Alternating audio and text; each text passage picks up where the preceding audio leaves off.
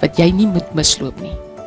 Hierdie deel van die kuslyn is ook een van die mees gesogte plekke ter wêreld om voëllewe te bestudeer, met een van die grootste kormorantkolonies en vele ander gesogte hoogtepunte. Met groot wild, woestyndiertjies, insekte, voëls en geskiedenis knoop Bathurst Birding 'n wêreld oop wat jy vinnig sal liefkry. Al drie hierdie unieke toere vertrek direk vanaf Atlantic Villa. Besoek hulle webtuiste en bespreek vandag nog jou plek by Atlantic Villa. atlanticvilla.com.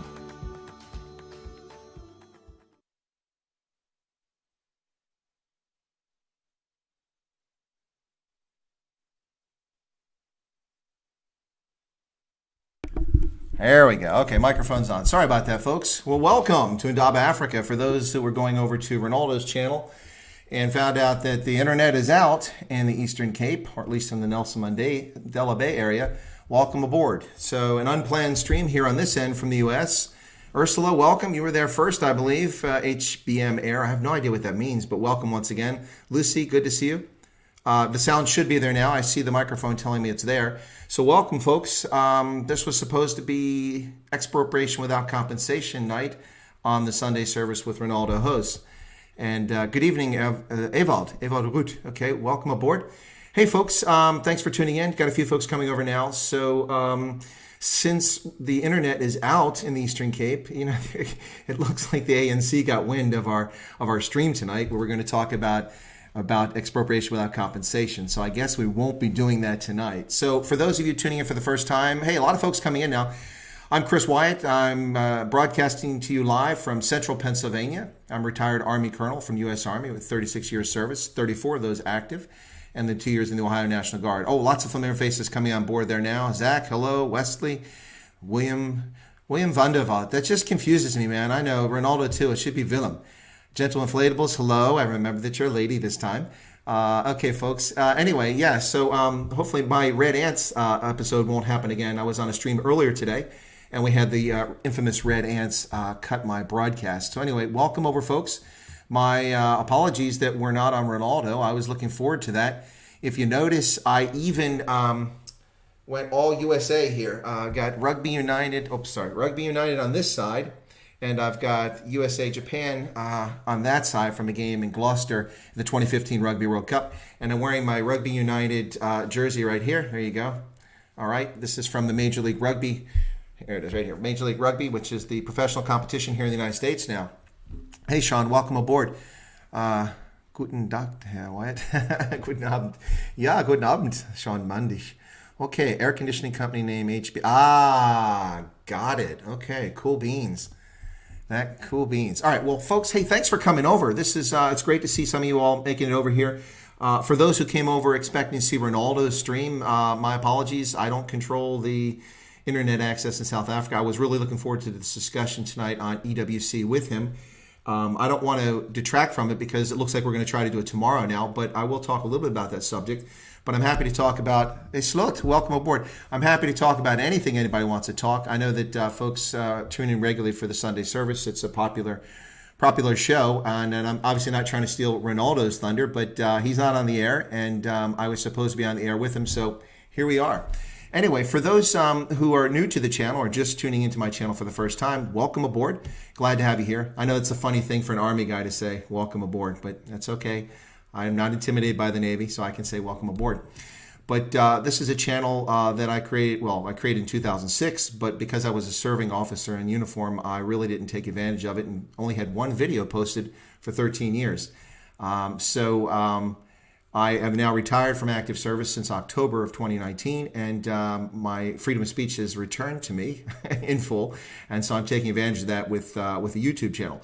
So my YouTube channel is focused on Africa and geopolitics and strategy. So I do talk about other countries, but most of the focus has been on Africa. And since so many South Africans have so generously become subscribers to my channel of late, I've done a lot of South Africa content. But if you look across my channel on the playlist I have there, I have one dedicated to the African Union. So pretty much any topic that's Africa-wide, I'll discuss on there. Rian, welcome back. Colette, hello. Kyle, there you are. How's it? It's pretty good, except that the Red Ants are busy in the Eastern Cape, or somebody's cutting submarine cables outside of East London, or I don't know. something's going on down there. Port Elizabeth, something's happening. So there's no internet. Renaldo can't get any connection. So I decided to go on live since a lot of people had set their day around the Sunday service. I didn't want to disappoint everybody. Lizanne, welcome.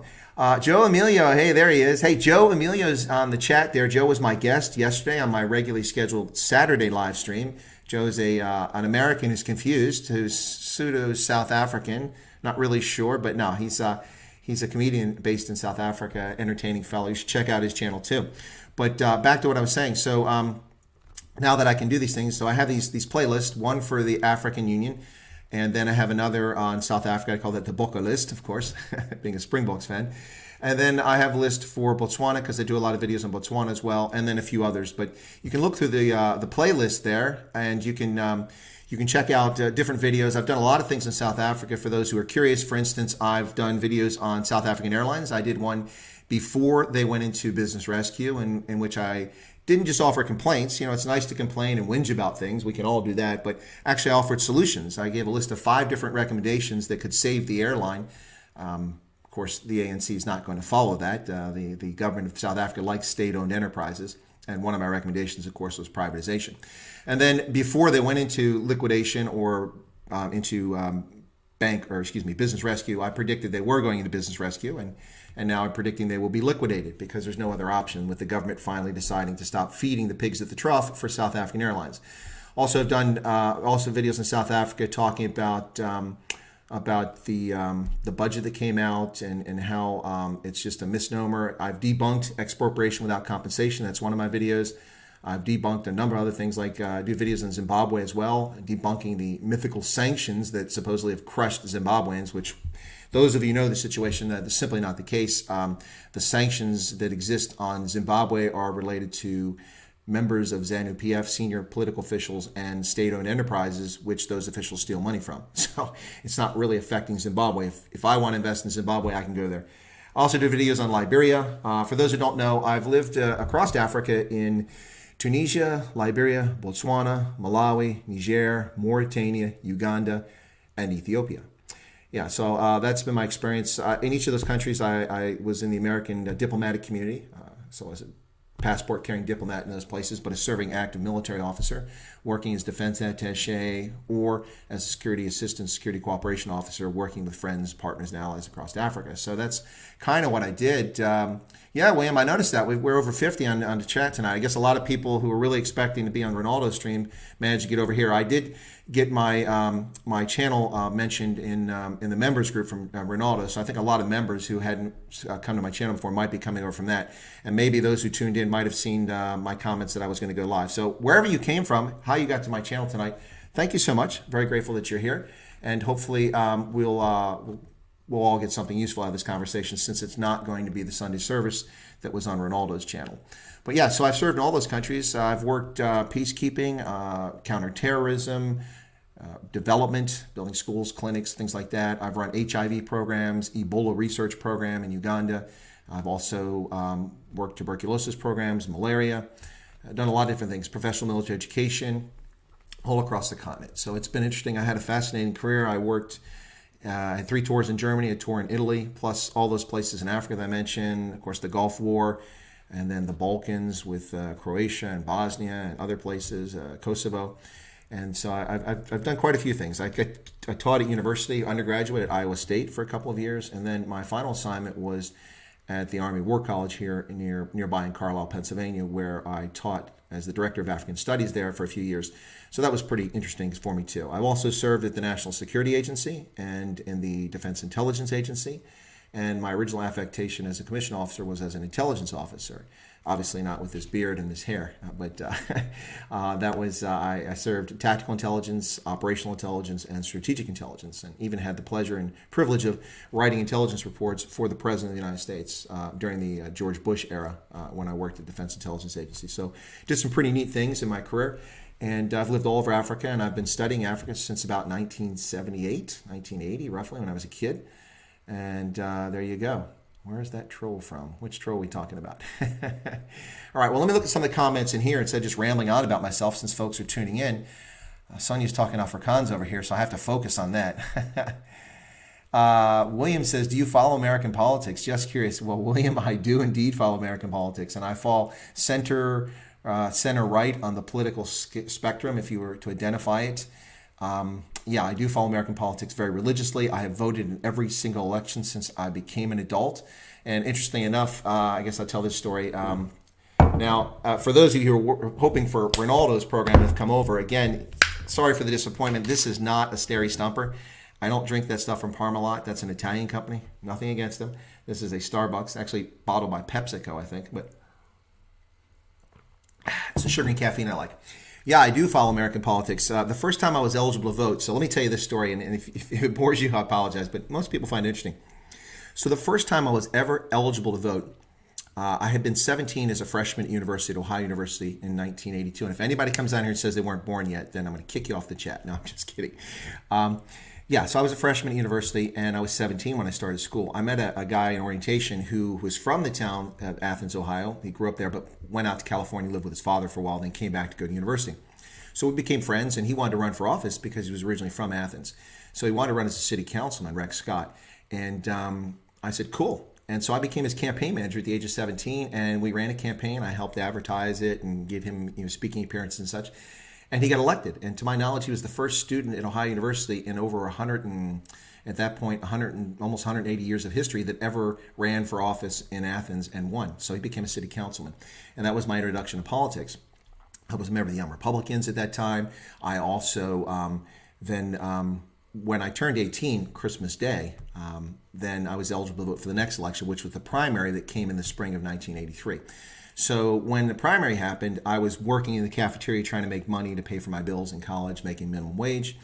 And I was supposed to finish at 7. The polls closed at 7:30, so I had plenty of time to get over to the polls. Only my supervisor kept me longer and wouldn't release me. I said, hey, listen, I have to go vote. You got to let me go. I have to go vote. So the supervisor finally released me, I don't know, just a little bit after 7. I punched out on my time card. I jumped on my bicycle, pedaled across campus a few kilometers, got to the big basketball arena known as the Convocation Center. And the Convocation Center had all the precincts set up, walking around on the level where people entered to go watch basketball on the outer edge. So I'm walking, passing one desk, this precinct, that precinct, this precinct. Where's mine? I finally found a table where my precinct was at, and I looked, and there was no one there. And it was like 7:21. And I looked over, and there was someone across. I said, where's the guy at? Or where's the person? He said, no, he left. I said, but it's not 7:30. I get to vote till 7:30. Well, you'll have to go to the courthouse. So I got on the bicycle. I ran up the hill. It's up a big hill, a couple kilometers, got to the courthouse, all out of breath, all sweaty, dropped my bicycle outside, ran inside, and I swear to God, this is what I said. I've been denied my franchise. 18-year-old young man denied my franchise.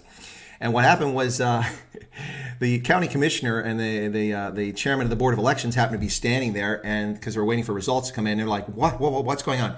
Hey, take him in a room. So they took me in a room and sat me down, came in, asked for identification, verified who I was, checked my voter registration, confirmed what was going on, made a phone call, found out in the fact that the person at my precinct had left prematurely.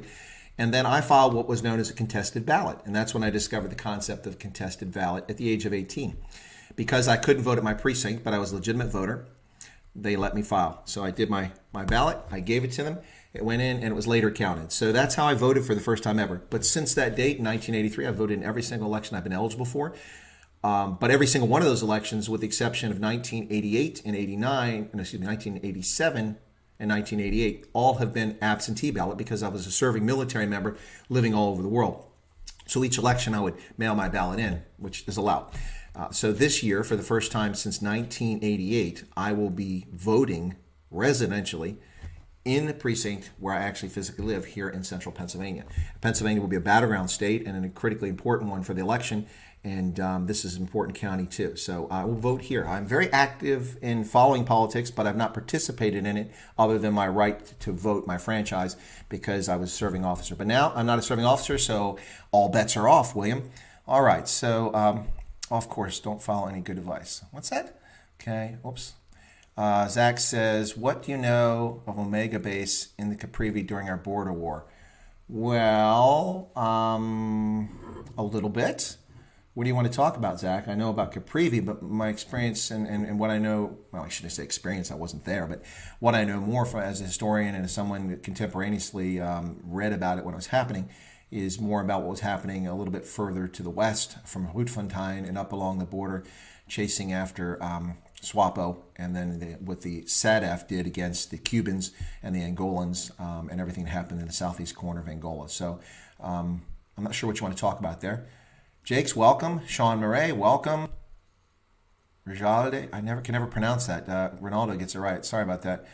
Rajada. Dietrich says, here's something you don't see every day. 4 South African Airlines A330s on repatriation charges. Ooh, wow. These are not repatriation flights. These aircraft are returning to the leasers. Yeah, okay, because SAA can't pay for them. So they're taking them back. So the repo man has come for South African Airlines planes. That was just a matter of time, folks. Just a matter of time. So, yeah, we will see the dismemberment of South African Airlines. Now, there might be a new airline called SAA, but it's not going to be the historical airline that has existed since the 1930s, if I'm not mistaken, if I recall the date. MB Carew is in the Carew. Well, welcome from the Carew.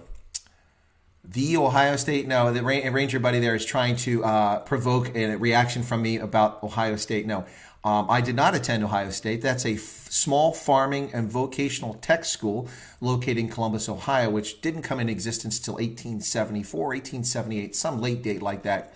It's a very small school. I think they have about 60,000 students on campus. It's actually the largest residential campus in the world, I believe. But I went to a real institution of higher learning. I went to the Ohio University, home of the Bobcats in Athens, Ohio, established in 1804, the oldest institution of higher learning in the Northwest Territories. That would be the 5 states that came out of it. It'd be Ohio, Michigan, Indiana, Illinois, Wisconsin, and did I get them all right? Is that all 5 of them? Maybe I missed one. Yeah. I think it's in Michigan. Yeah, so those states came out of the Northwest Territories, which is one of the earliest land acquisitions by the U.S. government. And it's the oldest institution of higher learning, Ohio University, often called the Harvard on the Hocking, because the Hocking River is located there. Hey, we got a good crowd tonight. We're up to 79 viewers. Thanks, everybody, for tuning in. Really appreciate you coming over here. The Harvard on the Hocking, we call it.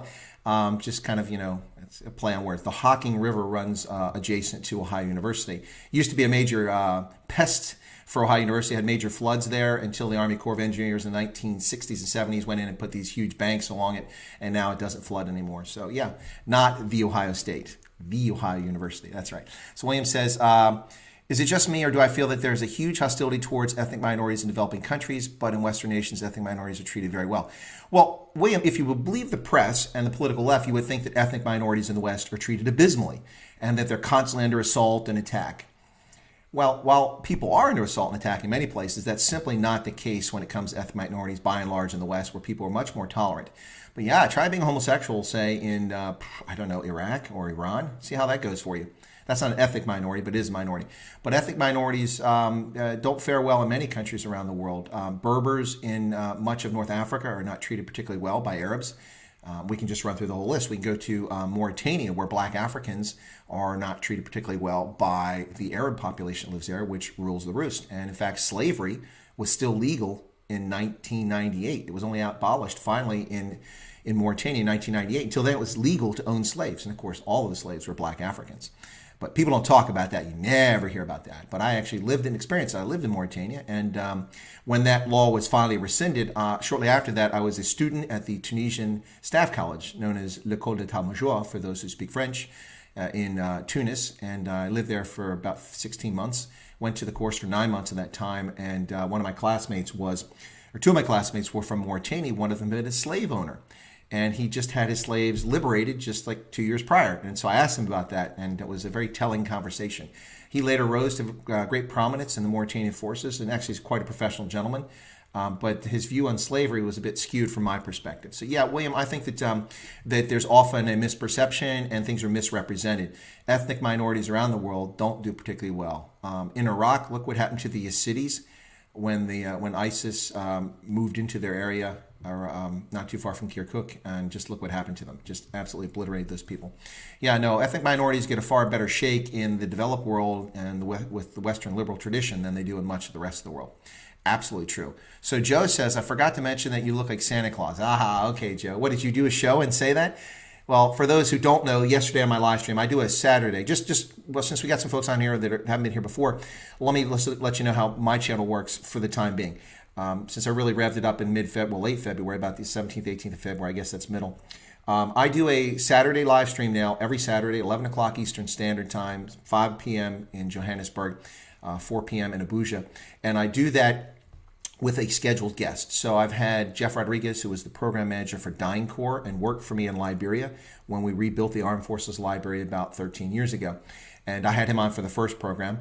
And then the second one, I had Evans Larrabee. Evans Larrabee is a small-scale commercial farmer located in Ghana. If you're on LinkedIn, you should look him up, Evans Larrabee, or check out my stream and you'll see his name and go check him out. Interesting fellow. And he faces some of the same questions that farmers in South Africa face, like land tenure, which is a big issue, folks, honestly.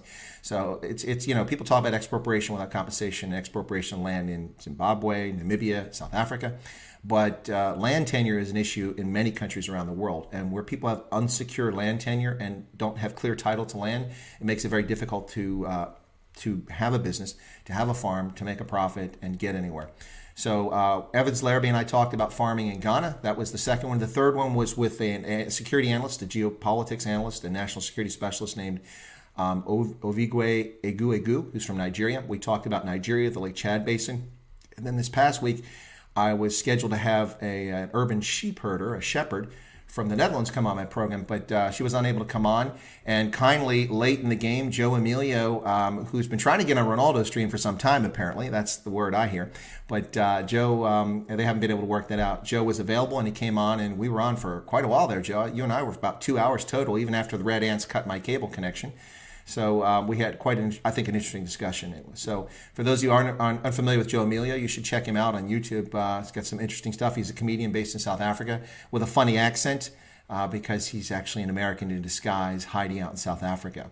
I think he got locked down. He couldn't get back. He knew about COVID-19 about a decade before it happened because he's been in South Africa for 10 years, and he was just waiting to get stuck in South Africa, so he can't come back to the States. But anyway, so Joe's an interesting fellow. You should check him out. Let's see. So why is the American system making it so difficult for South Africans to immigrate? Well, it's not making it so difficult for South Africans to immigrate. We make it difficult for everybody to immigrate to America. You're not being singled out as a South African. That is the norm for the whole world. To be a legal migrant into America is a challenge because our system is screwed up. It really needs to be reformed, particularly for people who have skills that are desired by the economy, by employers, and by our society.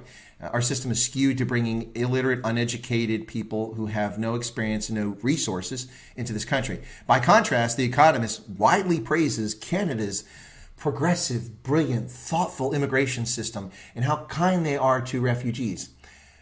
Not paying attention to the fact that actually Canada takes in very few refugees. It does take in a large number based on the size of the population, but numerically not that many. We take in more refugees permanently than any other country in the world with the exception of Turkey and the countries in the immediate vicinity of what's happening around Syria.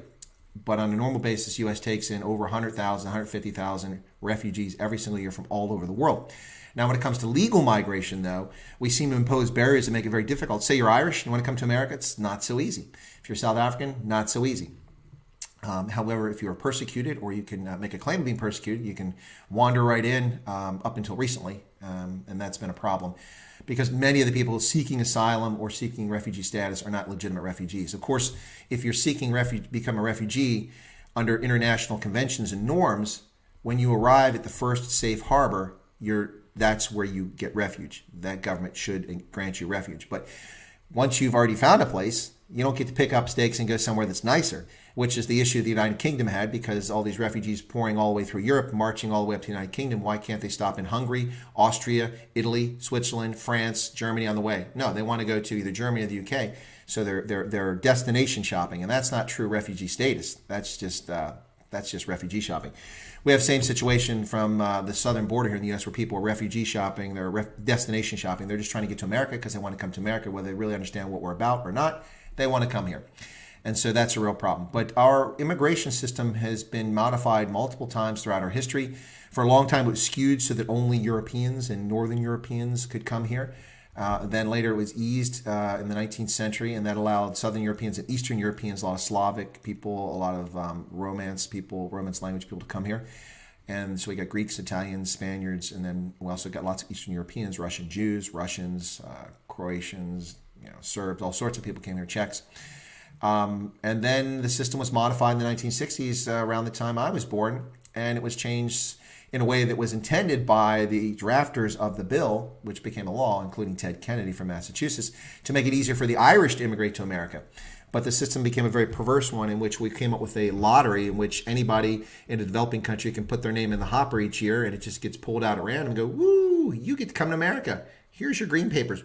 50,000 people from each country. Absolutely insane system. Unfair to Americans, devaluing our citizenship by just letting anybody come here.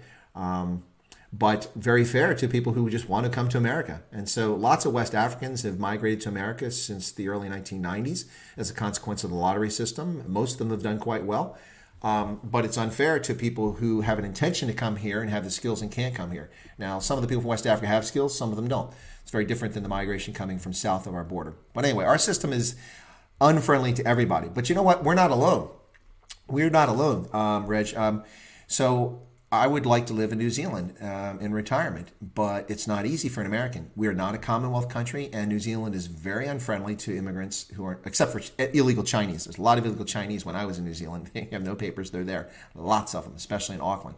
But if you're a legal migrant, it's very difficult to go to New Zealand long term. You can stay for several months, and then you have to leave because you overstay, and you have to go back, and you can come back a few months later.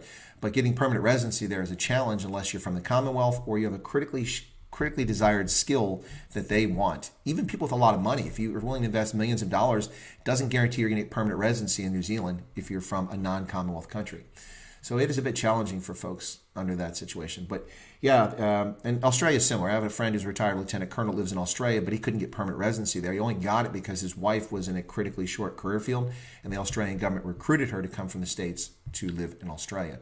And so he has permanent residency based on his wife. Otherwise, he wouldn't be able to live there. He'd have to leave every few months. But anyway, so it's immigration is a tricky thing around the world. But yeah, the United States doesn't make it easy for South Africans to come here, but it's not directed to South Africans specifically, trust me.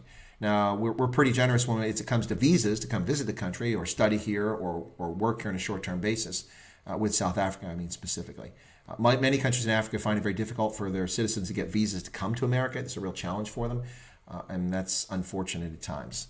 All right, so Laura's there. Hey, Laura.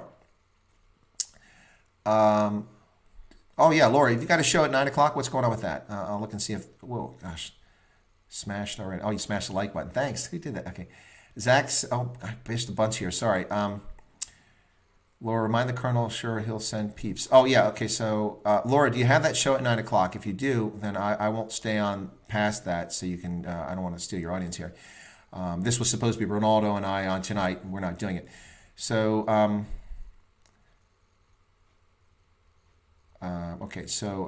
Francois says, can you tell me all the ranks you had before you became a colonel? Sure, that's an easy one, Francois. Okay, so I enlisted initially, and I came on active duty as a private, but because I had some college experience, they give you credit, you can get promoted faster. So I got promoted to Private 2 as soon as my paperwork was processed. That was after my basic training, so PV2.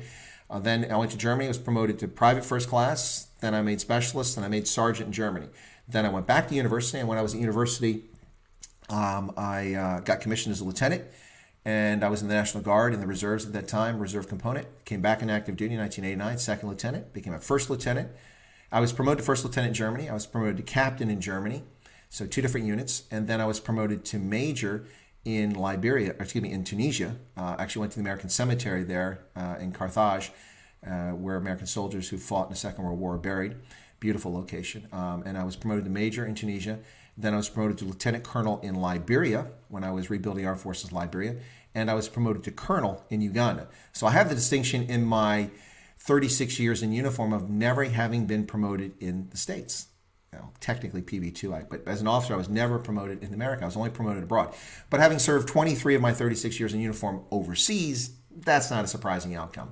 Anyway, but it is a unique distinction. I hadn't thought about it. The other unique distinction I could have had, but I just missed it, is that I served in the 1980s, the 90s, the odd decade, the teens, and if I could have stayed on active duty until January this year, even just to January 1st, then I could have legitimately said that I served in uniform on active duty over the course of 5 decades. Think about that, 5 decades. Of course, I'm just 55, so that's a pretty funny thing to say, but it would have been true. Over the course of 5 decades, I could have said I served in uniform. But as it is, I served for 4 decades in uniform and 36 years total service. So anyway, it would have been a cool distinction to have, especially for someone who's so young. All right, so yeah, that's all the ranks I had. Let me see. How about this thumbs up this video? Let's aim for 50. Hey, thanks, guys. You guys are pimping my channel. Thanks. I appreciate it. Zach says, my parents know the adjutant who was fluent in speaking in the Bushman language. Not going to name him as I'm not sure what strings he had to pull to get people in there. I'm not sure you're talking about someone who spoke I'm not sure where you're going with that. Sunny ZSA. Evening, Ursula. Okay, Laura. Couldn't climb the wall. Sean says, if they call the replacement of SSA Pineapple Airlines, my Hemsbach will make an appearance based on that one. So here's my Hemsbach. He's here with me tonight. So anyway, so I feel like Dr. Evil here. I'll stroke my hairless cat, except this is my Hemsbach. There you go. There you go. Anyway, so that deserved a Hemsbach appearance. Let's see. Pineapple Airlines and add new paint scheme. If they're not able to have competitive prices and trim all the fat, then they will also fold. Yeah. I was a captain. Yeah, Zach, I don't know who you're talking about, though, but I'm not familiar with that person. Joe, good to see. Oh, he's talking to someone else. Laura says, do you mind adding the link to our stream tonight? I posted it in Renaldo's stream. It's so sad he's not on. Oh, well, yeah. Well, I really want to be on there. This is actually a lot of work for me. It's great that a lot of people are tuning in, but I was ready to be the guest and not the host tonight, so that was kind of quick. I just scrambled to do it. So, Laura, are you guys going on at 9 o'clock your time, which would be in about 27 minutes? If you are, just give me a heads up. I'm a little behind in the chat. I'm catching up now, and I'll be happy to post it. I don't even know how to make you an administrator, plus I'm running through Streamlabs, but I will definitely direct people over there to you. How long was basic training? Basic training in the U.S. Army is 2 months, 60 days. And by the way, this is the exact same standard that we applied for the Armed Forces of Liberia because they wanted American Army standards, and so they went through the same training regimen. Although the initial cohort, when we rebuilt the Armed Forces of Liberia, had an additional couple of months of law and civil authority, civics, and their political system, so they understood the political system in Liberia. So that was longer, but the actual military training is just 2 months, and it's the same in the U.S. Army. I went through in November of 1983, 2 months, in Fort Leonard Wood, Missouri, which is nicknamed Fort Lost in the Woods because it's quite cold there. It's quite cold there. Yeah. Okay.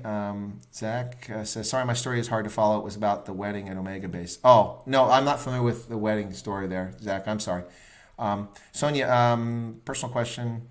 I'm not going to answer those questions, Sonia. Yes and no.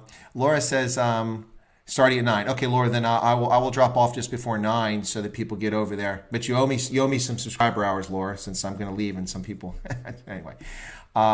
Christoph says, did you see the social media attention towards the tanks delivered in Botswana via Namibia? Yes, I did, Christoph. First off, they're not tanks. It's frustrating when people use the wrong terminology. They're armored personnel carriers, which is very different than a tank. Very different. A tank is an offensive weapon armored personnel carrier. It can be simply a transport vehicle. It is equipped with weapons, but not the same sort of weapons, not the same sort of devastation that a tank can wrought. Yeah, those I believe were piranhas that were being. It's a Swiss company named Moag that makes those, and they're manufactured in South Africa under license. Last time I checked, I think the what's the name of the group? The Paramount Group. I think they might be the ones that produce them in South Africa, but they're manufactured in South Africa under license from a Swiss company, to my knowledge. And those most likely, what people were showing there outside the Shell station, I saw the Twitter feed on that, were likely piranhas coming from South Africa. Or they might have come from Switzerland, but I think they came from South Africa. Wherever they came from, they're being delivered to the Botswana Defense Force, to my knowledge. The BDF has piranhas. I've seen them, and that's something to do. Now, President Kama, before he left office, had proposed additional spending for the military to get it new hardware and improve its capacity, including purchase of new aircraft, because their aircraft are ancient. They're Canadian-built F-5s, the CF-5. When I was there, we had a difficult time with the Canadian aircraft because they're slightly different in their manufacture. So, for instance, the ejection seats for the pilot to eject, if he has to eject, the canisters, the explosive canisters that go under them. Think about that. You're sitting on an explosion every time you fly, but that which will kick off the canopy, and the canopy pops, and then the seat gets shot out like a rocket from a disabled aircraft. So that canister are hard to come by, and they're not manufactured anymore. And so they kept getting inspected and saying, okay, it's good to carry it for another 5 years, but those charges don't last forever. So eventually, when I was in Botswana, the air chief grounded all of his CF-5s, and the only thing the pilots could do for about 15 months was take the plane, open the canopy so they didn't overheat, and then drive or fly back and forth on the ground, just back and forth on the runway. They couldn't get in the air. So they had a real problem. We eventually found canisters we got from Saudi Arabia who donated them. We brought them, and a whole big deal. We got them on the aircraft, and they started flying them again. But Botswana has the oldest jet interceptor fleet in southern Africa. Even Zimbabwe has newer aircraft than they do, and Namibia does as well. So, or Namibia tried to get them. The U.S. stopped the transaction, so I don't know if they ever got them from China. But everyone else has newer aircraft. They have the oldest aircraft in the inventory in southern Africa. So Kama was trying to upgrade their military, and the Piranhas were part of that purchase. Now, the reason he did that, they said he's militarized it. No, he's just using good judgment. The military needs modern equipment periodically. Things break down, and it costs more to maintain them than to operate them, and you have to train. So Kama wanted to buy new aircraft and new armored vehicles, and he wanted to do it on his watch. That way his successor wouldn't be blamed for a big military spending package. He could say, no, I didn't do it. My predecessor did. Prudent decision politically. So I think that's what they were talking about. All right, so Lucy says, what do you think of the SANDF? Do you think another country could easily defeat them? I think the BDF could defeat them. SANDF, there are points of excellence that remain in the SANDF, but the SANDF is crippled by an overage force. You can't have 45-year-old privates. That's insane. You have to have 18, 19, 20-year-old privates, not 45-year-old privates. So the SANDF is afflicted by that. It's afflicted by political correctness. It's afflicted by a whole lot of different things. It's got some professional military people in it. It can do things as a force, and it's proven that on some of the peacekeeping missions, but also on other peacekeeping missions, it's proven that it's completely useless. Look at the Central African Republic and the firefight that the SANDF got in there, how embarrassing that was for the government of South Africa. Look at what happened in the Congo, where some units ran prostitution rings, sold weapons, got involved in all kinds of illicit activities instead of doing peacekeeping, and then other units were effective peacekeeping units there. So yeah, the SANDF has its merits, but also has its challenges in part because it's neglected. South Africa spends less than 1% of its gross domestic product on its military. Yet it sends its military all over Africa for its foreign policy, and it's a problem. I can't imagine with the current situation with the SANDF supposedly deployed, although apparently nobody sees the soldiers on the streets, but the SANDF deployed with 78,000 soldiers out there, what this is costing them in terms of readiness, training, and out of their budget, because I'm sure that the ANC is not giving them any additional money to take care of things. And even at a minimum, if troops are out, you have to bring meals to them while they're on patrol. You have to drive vehicles around with fuel. You spend more money patrolling the streets than you do staying in garrison. So this is costing the SANDF money. But I'm not impressed by the SANDF, although I've been impressed by some of the people in the SANDF. But I am impressed by the Botswana Defense Force. I've worked with them extensively. They are a professional force, and they are disciplined. And they would hold their own. They did hold their own. They were in Somalia, and when the United States ran away from Somalia after Black Hawk Down, we ran around like a bunch of babies and fled because we had weak political leadership at the national level. Did I say that out loud? That's not something I would have said in active duty, but I'll say it now. When we fled Somalia after what was an amazing operation with the Black Hawk Down situation, going after Fadid, what's his name? Farad, Adid, or whatever. When we were going after him, the Botswana Defense Force was in Somalia as peacekeepers, and we left them holding the bag. Up until then, the United States provided the BDF with intelligence, logistics support, and security for cooperative patrols. When we left, the United Nations was supposed to take care of them. They did nothing. And that's one reason why Botswana is so reticent to do peacekeeping, because President Kama was a officer and pilot in the BDF air arm at that time and flew flights back and forth to Somalia. And when the U.S. left and the UN didn't do what it was supposed to do to take care of UN forces, he had a very sour taste in his mouth. And so the Botswana Defense Force will do peacekeeping, but these days only if a Western country is involved, most likely. But yeah, the BDF is impressive, not so much with the SANDF. Right. So let's see. Laura, I'll watch, but I'm going to need your link. I have to find your link. I saved the bookmark, but and I know you want me to put it in here. But yeah, I will definitely watch. Laura, is it going to be the three of you again? If all three of you, or is it just you? Be curious to see that. So Lucy says, what do you think? I'm sorry, that was Lucy's question. I'm falling behind her. Dietrich Buscha. When I did my basic training in Switzerland, we had to do 17 weeks. I knew you were German, or Swiss, I should say. That was back in 74. Well, yeah, some countries have longer programs, but the U.S. Army's had a 2-month program for decades, and that's one that we exported to Liberia because they asked for it. Which country in Southern Africa's strongest military forces, in your opinion, would be the toughest in comparison? I would say that it's possible, although they haven't tested in a long time, that the Angolan forces maybe the strongest military. They certainly have the resources, and they have equipment, and they have large size, which they're the largest military in Southern Africa. It makes them formidable from that standpoint. But they haven't been tested in the battlefield in a long time. And quite frankly, when the Angolans fought against the South African Defense Force, they got pasted. But we don't have the SADF in Southern Africa anymore. We have the SANDF. So yeah, it's hard to say. Largest and most powerful, perhaps Angola. Most professional is the BDF, and probably the most reliable, I'd say, is the BDF in Southern Africa.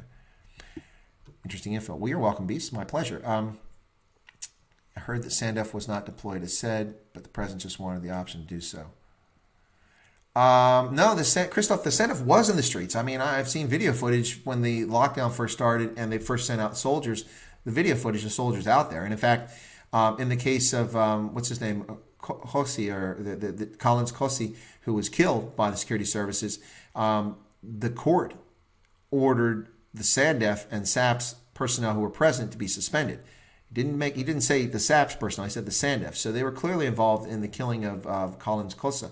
So yeah, the SANDF has been out, but they're not in places where people think they are. I think maybe they're just in the townships, and the media doesn't go in the townships, so we really don't know what's going on. I mean, so for instance, if you follow the news from outside South Africa, and you follow social media, all you see are white people being arrested, exercising on beaches, and they're dragged away, and they're toddlers, and some coloreds it's happening to. But you almost see no coverage of black South Africans that happening to. When it first started, you saw black South Africans being beaten and kicked and abused in townships by the military and police. That's all disappeared. Now, I can't imagine that they're singling out just whites, but someone's working to give the impression that it's only whites and coloreds that they're going after and turning into criminals by simply doing normal conduct like walking on a sidewalk or sitting on a beach. So it's very puzzling. Where's the footage from Alexandria? Where's the footage from the Cape Flats, from Soweto, the parts that are still kind of, township stuff? Where's that footage at? You know it's happening. I know it's happening. They're not singling people out. I mean, there's people drunk on authority, and it's happening across the board. So it's curious. We'll see what happens there. Right. Hey, Greg. Tercia, there you go. Good to see you again. Sean, a sad thing happened a few years ago. A Thunder City BA Lightning had hydraulic issues during air show. The pilot could not eject because the ejection seat was never serviced. Well, listen, I'll tell you what. This is an example of how professional the Botswana Defense Force is. The commander of the Air Arm, he was a one-star, General Palady, and I worked together. He was the director of training at the Botswana Defense Force. Every day I was over at Seretse Khama Barracks, and I talked to him every single day that I wasn't out traveling the country or going to a conference or doing something else. But I was there frequently, 2, 3, 4 days, 5 days a week when I was in town. And I go to his office, and I sit down with General Palady, and we talk about planning. What training would you like for the BDF? What can we do to try to help out the BDF to keep it going, make it professional, and we can work together, the U.S. And so I was there all the time. General Palady had visions of being a turkey farmer when he retired. Having been a farmer myself in my youth, I thought he was crazy, and I used to tease him about it. But professionally, he was a general. I was just a lieutenant colonel. But General Palady was later promoted to 2-star major general and became the commander of the Air Arm. He is the one who suspended the operation of the CF-5s because he said it was unsafe for his pilots to fly. What if they have a mechanical failure and they can't eject their seats? Now, that doesn't happen in Africa. It doesn't happen in most of the world. It'll happen in the U.S. military. It'll happen in Western European militaries, by and large. But it doesn't happen in Africa. But it happened in Botswana because it's a professional force, and General Palady refused to put civilians, well, now Botswana, there's almost no one there. They're flying around the desert, but it's possibly would have crashed a pilot crashed a plane over an occupied area. But more importantly, or not more importantly, but just as importantly, he was concerned about the safety and welfare of his pilots. And so he grounded it. This is embarrassing for Botswana. Fortunately for Botswana's military, there's not a press that really paid much attention. And like our press, and around and go, oh, look at our Air Force. They can't even get in the air. They're riding back and forth on the runway. No, he took the courageous leadership decision and made the right decision. And then he pressed me to try to help him solve the problem.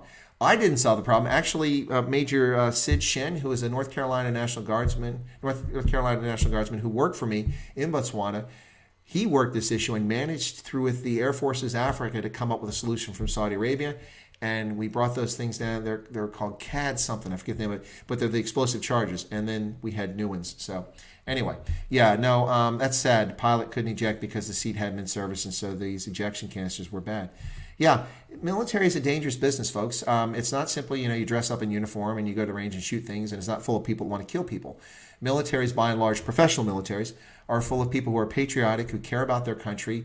Obviously, they want a paycheck because they have to survive and feed their families and such, but they will sacrifice much in the interest of their nation and for others. And they're entitled to and should get the best when it comes to equipment and safe equipment to use. And so that was pretty impressive. I'll never forget the General Palady and the Botswana Air Arm. He did become a turkey farmer, by the way. That's the story. He retired, became a turkey farmer. I don't know how it's going. I haven't talked to him in a few years, but General Palady. Laura says, yes, it's the three of us. Can you grab a link from Renaldo's comments? Yeah, I'll do that when I go off, Laura. I'll do that, and so what I'll do is, actually, if people are patient, I'll go to Renaldo's now in case other people are on there, but I always worry that I'm going to crash my, here we go. Oh, there it is. I can get it, Laura. Hang on. Copy link location. There you go. Okay, I'm going to come back to mine. Hang on, folks. And paste. Did it work? Looks like it worked. Right, there you go. I got Laura's over there. Okay, so now don't y'all run off on me. We got a few more minutes here, and then I'll get off. Laura said she's on at 9. Okay. Anyway, yeah, and I'll watch it too, Laura, now that I've got the link. So Nico Jacob says, wonder where the 5 billion rand stand-up force is now and how they look. Not seeing them here in Pretoria. Yeah, it's more than 5 billion rand. It was 7.1 billion US dollars, Nico. 7.1. Now, that wasn't the original amount. The original amount was just below $5 billion, not 5 billion rand. It was 4.84, 4.54 billion dollars. They purchased 3 Corvettes, which cost hundreds of millions of dollars a piece. They purchased a number, I forget the end number, it was supposed to be 24, but maybe it was just 18 Gripen fighters, which are like 35 or 45 million dollars a piece. They purchased Type 209 diesel submarines from the Germans and the packages for all that, and a whole bunch more to lavish on the Air Force and on the Navy, but they did very little for the Army, almost nothing for the Army. Yeah, where'd that money go? Well, one of those Gripens has been crashed. One of the Hawk lead-in fighters, I believe, was also crashed. The Corvettes, if they're lucky, the Navy can get 1 at sea at a time, maximum. That's the most they can get there. It's really, really, really sad. Hey, let me do a little housekeeping here real quick, folks. Hey, thanks for those tuning in. Got some more folks who come into the stream. Really glad you're here. I appreciate those who came from Renaldo's stream since we weren't able to do the expropriation tonight. Apparently, the Red Ants are active, cutting away the cables in Eastern Cape, and he has no internet. So I decided to go live. If you found this link either from his members group on WhatsApp or if you found it from going to a stream and didn't see anything, thank you for coming over and joining us. I do this. I do something called Stray Voltage, which is just jump on here and do a live stream. I did one this morning, and then I also do every Saturday 11 o'clock here in the East Coast and 5 p.m. in South Africa, 4 o'clock in Abuja, Nigeria. I do a stream with a guest. This coming Saturday, I will have a certain tobacco farmer, whom some of you know, based in South Africa, who will be coming on my program. He recently appeared on the Renegade Report yesterday. His first name is Herman. Anyway, Herman will be on my program this coming Saturday, and we'll talk about tobacco farming and agriculture. So that's a regularly scheduled once a week Saturday program. And then I also do prepared videos on a number of topics. Yeah, so listen, if you're enjoying this content discussion at all, please feel free to subscribe to the channel right down there if you've never subscribed to it before. Sign up for the channel and be sure to push the bell icon so you get notifications whenever I do a live stream or prepared videos are up. And also, hey, I know some folks have been helping me out here, but please smash the like button right there. Likes drive viewership. It's true. I'm e-begging, but I'm not asking for money. So I'm e-begging because I like to get the message out. And I think that it adds something to the conversation. If you disagree, please tell me, but I think it adds to the conversation that a person who's not from Africa, but is familiar with Africa, is commenting and offering analysis on Africa, and that's really what I do. That doesn't mean I'm smarter or better or worse than anyone else. It just means it's a different viewpoint coming from a different angle. So anyway, that's kind of where I come from. So hopefully you guys can smash that like button, and those who haven't been here, join us. Let's see. Let me get back here and catch up. Laura says, we're focusing on gender-based violence. That was going to be one of my topics. Laura, maybe I'll watch the show and bring you or maybe more of your guests on my program at some point, because one thing that people don't know about me is I spent a lot of time working gender issues, particularly in Africa, helped bring women into the Botswana Defense Force for the first time, worked with what's her name now? She's a senator from Arizona, Martha McSally, who's also famously the Air Force officer that in Saudi Arabia, when she was assigned there, U.S. Air Force officer, refused to wear the abaya and cover her face. She said, I'm an officer. You can't do this to me. She sued the Air Force and won, which signed her fate. She would never become a general officer. So she only made it to full colonel, which is impressive, but she likely would become a general because she's the first ever female combat pilot for the Air Force. Yeah, but she didn't become a general in large measure because she pissed the Air Force off. But I've worked a lot with gender issues, and I talk a lot about gender-based violence. Yes, but not the full. Yeah, well, Christoph, the full 73,000 don't show up. Are we talking about Renaldo followers? They don't show up for his streams anyway. We get 300 or 400 sometimes. The army is in the townships. Yeah, it's in the townships, but where's the media coverage, Tercia? You're not seeing it. You're only seeing the media talk about when a white guy in Roman's program. I'm not picking Roman, but Roman talked to this guy, and it was a great story. But how about, and this is alternative media, that's why we're even hearing about that. But how about SEC carry its butt out to the townships and videotape the police and military misbehaving or just being on patrol, even if they're behaving themselves, being on patrol, instead of going to white squatter camps and asking an elderly gentleman, well, you're not getting food packages from the government, and you think that's wrong. You think you should get food packages from the government. But why should you get food packages when this is a whites-only squatter camp? Why, when you don't reflect South African society? Excuse me? Is your head on backwards? It's a squatter camp. These people are living in abject poverty. And they're getting no relief from the state, which they're entitled to, by the way. Yeah. And you're asking them why they're not diverse? Well, they're not diverse because they came together because they're like-minded people. They haven't excluded anyone. Alexandria is not exactly a good representation of the ethnic diversity of South Africa, or the Cape Flats for that matter. But to have a South African pseudo-journalist go out there and look at somebody who lives in abject poverty and try to paint them as a racist because the only people who live around them in poverty are white people? Are you serious? There's no credibility in that whatsoever. It's absolutely insane. Absolutely insane. No one should have to live in poverty in South Africa. You have a wealth of resources. Your system is broken. It was broken under apartheid, but it worked for some people. Now it's broken for almost everybody. Even people who have assets, the system works against you because it's rigged for the cadres. And that needs to be fixed, South Africa. Stop voting for people who abuse you. Let's see. Okay, Laura, that sounds like a great topic. And okay, Christoph, hey, Aiden, Army Townships. Oh, did I ever work with the NSA on projects? Well, of course, yeah. I was in a multi-billion-dollar acquisition program where I worked at the National Security Agency.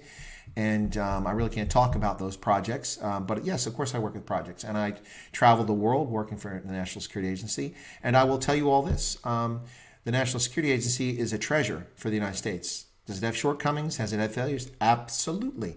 But of all the things we spend money on in this country, the National Security Agency has probably done more to protect the safety and security of Americans and other people around the world than many of our other agencies. It's a national treasure. Am I biased? You damn skippy I'm biased. I work there. But that's also how come I have insight and understand that it is an invaluable agency and does remarkable things to the benefit of many people who don't even realize it. And that's fine. People shouldn't know about what's going on behind the curtain as long as it's protecting them. Yep. Harley says, how worried should South Africans be about the incompetence of our military with regards to foreign relations? I don't think you have a problem when it comes to foreign relations. The problem with the South African military is it's kind of like the Nigerian military in this respect. What I've always told people about the Nigerian military is it's challenging because the Nigerian military, I'm going to put another link in here for Laura's show, which is coming up shortly. Let me switch back over to my browser. Just a second. Paste that. Okay, that's Laura's link at the top of the hour. She's going to have a stream, folks.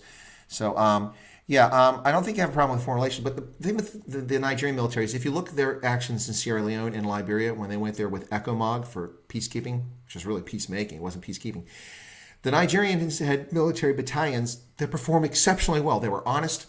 They did their mission. They didn't sleep on guard duty. They didn't run prostitutes. They didn't sell drugs. They didn't abuse civilians. They were professionals. Then you had Nigerian units that sold drugs, that raped women, that stole things, that were complicit in things. And in every instance, it always comes down to the battalion commander and the leadership around him. Those leaders made all the difference. Leaders who enforce standards and force soldiers to abide by the rule of law make all the difference. And I think there's a similar situation in the South African military. But of course, you have yet a larger challenge in that oftentimes units don't deploy as units because there's so many HIV positive soldiers. It's astounding how high the prevalence rate is in the SANDF even to this day. I remember in the early part of the aught decade, the mid part, about 2003 to about 2005, the press reported that 78% of the soldiers in one of the SAI battalions was HIV positive, and 75 and 78% in 2 of the 6 battalions.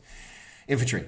So every time they were going peacekeeping, they couldn't take HIV positive soldiers, so they had to take the leadership that was not HIV positive and then take soldiers from all around. In fact, we had a situation in Burundi where the Presidential Protection Unit, the South African forces that were there to protect the Burundian government officials, was led by a female Navy officer, if I'm not mistaken. There was a Navy officer up there leading this contingent because they couldn't find someone that hadn't deployed recently, and so it's just a bit of a mess. I don't think it affects your foreign relations unless they abuse people abroad. The bigger concern is it needs to be a professional force, not a jobs program. That's not what a military is for. It's not a jobs program. When it's a jobs program, then it's not a military.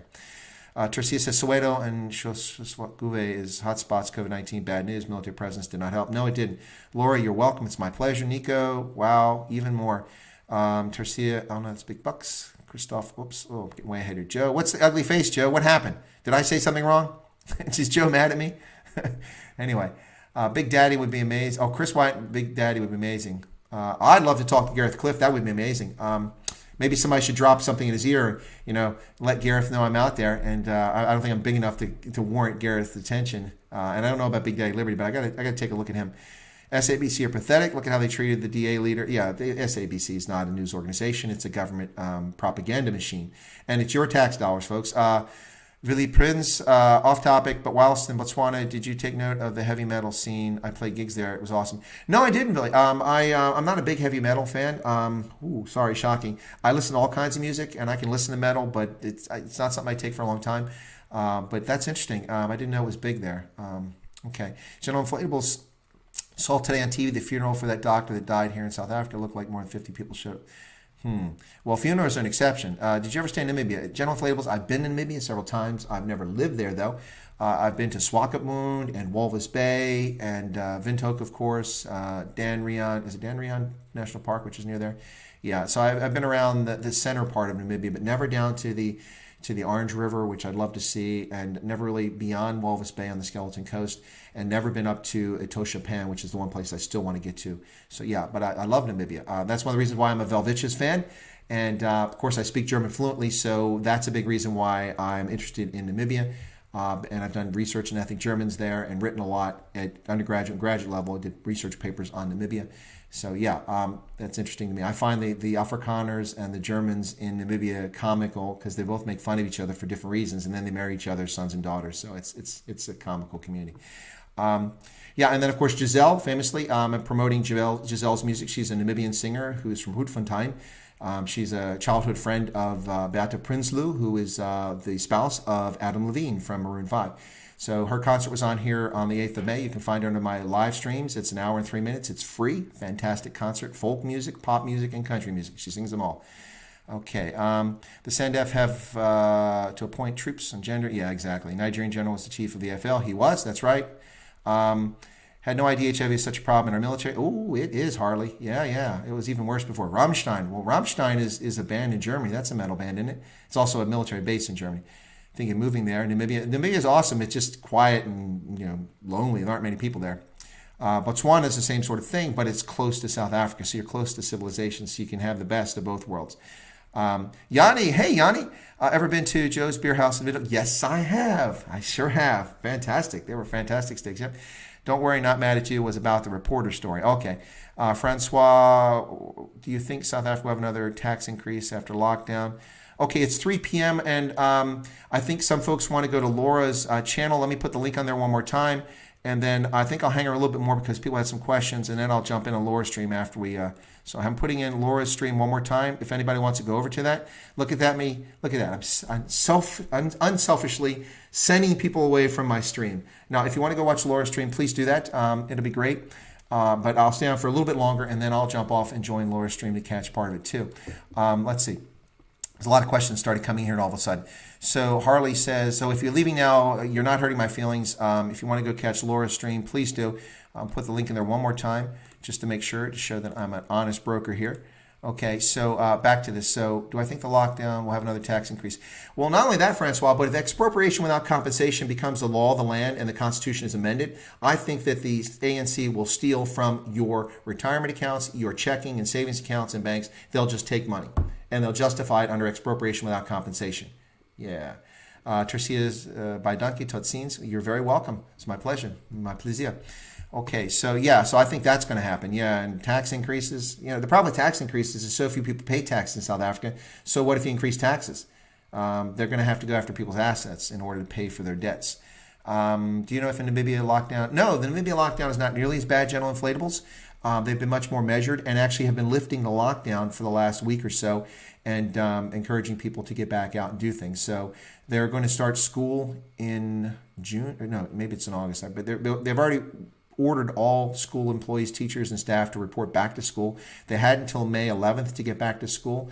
And so they're now in the schools preparing, sanitizing schools and putting things in place to keep students separated when they come back. So Namibia is getting in a footing to come back. They've reopened Walvis Bay, including the repair port that's there, and ships can come in. And so they still have kept some measures in place, but Namibia is lifting the lockdown in many respects. They only had, last I checked, 16 cases and no fatalities. I don't know if that's increased.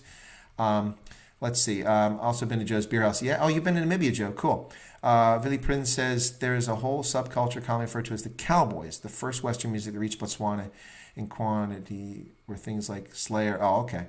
Yep. Cool. We must have missed each other. Yeah. Well, you guys are pretty good, Joe. We were probably there at very different times. Hey, Clip Cop, welcome there. Escom tariffs are going up again. Yeah. Well, hey, they're asking. It's not just the tariffs going up. I saw the news story and I reported on it. I'm waiting for more information. But based on what I read, Escom has gotten permission from the government now to charge you for electricity that's already been consumed the past couple of years because they don't have money to pay their bills from 2 years ago. So they're now going to charge you for something you've already paid for by levying that on you now. Is that insane or what? That's absolutely insane. Hey, Clip Culp, thanks for coming on. Didn't talk about smoking ban, but I can do that in just a moment. Yeah, absolutely insane what is going on. Listen, if we get cut off by the red ants, that'll be it for tonight. And I encourage you to go over to Laura's stream if you do leave and if I get cut off. I'm hoping it doesn't happen, but it happened earlier today when we were streaming. But anyway, so there's Laura's link. If you leave here and want to go see that, and it looks like a lot of people left now, that's fine. But anyway, so... it's absolutely insane. Escom wants to bill you for electricity that they sold 2 years ago and last year, and you pay for it now. So if I move to South Africa after the lockdown, I have to pay for electricity that someone else consumed in 2018? Are you flipping high? Is this a case of where they roll the Zal and they put saliva on the Zal and then they share the Zal? What is wrong with these people? That's insane. This is why state-owned enterprises are such a disaster in so many countries, but particularly in South Africa. It's absolutely nonsense. Unbelievable stuff. Unbelievable stuff. Unbelievable stuff. Yeah, well, they went up last month, but that's raising prices. Raising prices and raising tariffs is one thing, but when they're doing it because they're being allowed to gouge you for something that's already been provided and you've already paid for, I mean, it's just insane. Some people have left South Africa. Some people have died. So you're not going to recoup the money from them. They're gone. New people have come into South Africa. New people have entered the electricity market, and now they're going to pay for someone else's debt. That's just Wahnsinn. Wahnsinn. Komplett, total Wahnsinn. Es ist ja unglaublich, was diese Leute, was die machen. Ja, also ich habe schon die Nase voll von der African National Congress gehabt. Die sind ja ärgerlich, diese Leute. Ich habe die Nase voll von solchen Leuten. Esel. Idioten. Es ist ja komisch, was die sagen, was die wollen. Die sind verrückt. Total verrückt. Wahnsinn, sage ich. Okay, I went off on a German. Sorry, I couldn't do that in Afrikaans as effectively, so I just decided to do that in German. I'm sure some people could keep up with the German. Anyway, back to Clip Cop. You were asking about the smoking ban. I think the smoking ban is absolute nonsense, and I hate cigarettes. I'm not a smoker. I can smell a cigarette from 100 meters. That's no embellishment. That's a true story. I can smell cigarette smokers from a great distance off. And I don't like cigarettes, but I don't impinge on other people's right to smoke cigarettes. It's a choice. If they're an adult, it's a choice. Kids, yeah, smack them. But it's a choice, and people should be able to smoke. And this cigarette ban has no legitimacy whatsoever in South Africa. It's driving me nuts. Driving me nuts. Okay, I need my soothing pet here. I'll bring my Hemsbach back to calm me down from my rant there just a moment ago about ESCOM. So I'll get my little Hemsbach to help me out here. All right, that's it's my therapy pet tonight is my Hemsbach. By the way, this is from Africa. It's African made. So this is from a brand called Born in Africa. I got this at Botswana Craft in Gaborone for 160 pula. And the dollar wasn't worth as much as it is today, so it was expensive. But today, I get this for a song. A lot more expensive back when I bought it in Botswana when I lived there. Yeah, that's my therapy pet tonight, my Hemsbach. I had a Springbok here last time, but it proved to be too small. Didn't really calm me.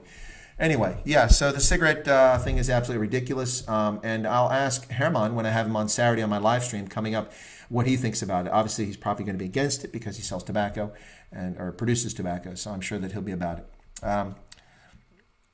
General Flabels understood exactly what I said in German. Well, fantastic. That's great. We had the guy from Switzerland on here earlier, if he's still on. Buscher, if he's still on. Don't end your stream just yet. Okay, I'll keep it going then. Do you think it will be lifted under clip called these levels? These are just fudge. Nonsense. Total cock. Utter nonsense. These lockdown restrictions are just, okay, we went from level 5 in South Africa to level 4. And what happened? Now you have curfews and the military patrolling your streets. That's not making things easier. They're refining it and making it more restrictive as you go along. This is what totalitarians do. This is what leftists do when they try to control people. And it's hysteria. It's not based on science. It's not based on reason. We know who is most likely to be infected. We know who is most likely to be hospitalized, people with underlying conditions. Protect those people. Isolate those people and let people get back to work. Don't criminalize behavior of hardworking, honest citizens who are simply trying to survive. It's insane, utterly insane. These court cases should all be thrown out without exception when they have court appearances later on, and the record should be destroyed for those who have been fingerprinted and treated like common criminals. In the meantime, cash and transit heist, rapists, murderers are running rampant in South Africa, while innocent citizens are locked up. It's absolutely insane. It drives me. And it's happening here too, folks. We had a salon owner in Dallas who was arrested and taken and thrown in a jail cell because she opened her salon. She maintained all of the federal guidelines and the state recommendations for social distancing and all behavior. She was checking temperatures of customers outside the store. She had an employee making sure that customers stood 6 feet apart, lined up down the street, waiting their turn to come into her shop. They had sanitizing gear. They all wore masks. She followed all the guidelines. But because the state had told people to close their shops, and she opened it up before that, they came in like common thugs and arrested her, handcuffed her, took her to jail, threw her in jail, and exposed her to COVID-19 in prison, the same prison that the city of Dallas had just released rapist, murderers, suspected rapist, arsonist from jail, so they would be safe from COVID-19. They arrest a law-abiding, tax-paying citizen who's never been convicted of a single crime and is a female business owner and throw her in jail. And why?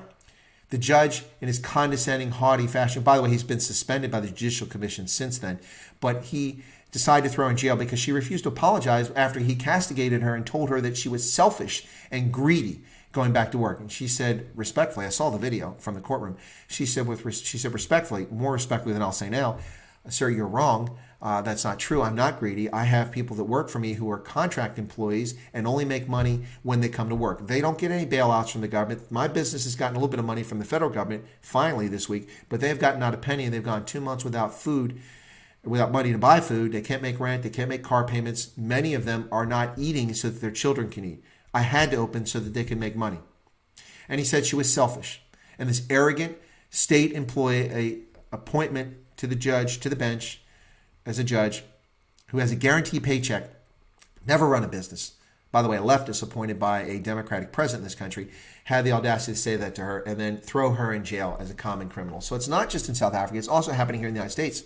Here in my state of Pennsylvania, where I currently live, the governor of the Commonwealth of Pennsylvania, Mr. Tom Wolf, a graduate of Dartmouth, of Yale, and of MIT with his PhD, and owned a family-owned business. He's now the governor, was reelected in the state with a 57-40 margin, 17%, which is huge in elections here. So if you're elected 57-40, that means Republicans and Democrats voted for you to be governor. And this was his second term. So he was popular for a lot of people. This arrogant piece of crap comes out and calls business owners selfish and cowards in the face of an enemy, and the same to local government officials, county commissioners, and city planners who have refused to follow his lockdown because he has made it arbitrary and lifted some counties and not lifted others and not given any explanation.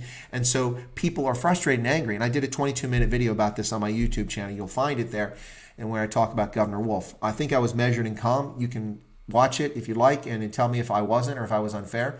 But I think I was objective. But calling people cowards in the face of the enemy is just hyperbole.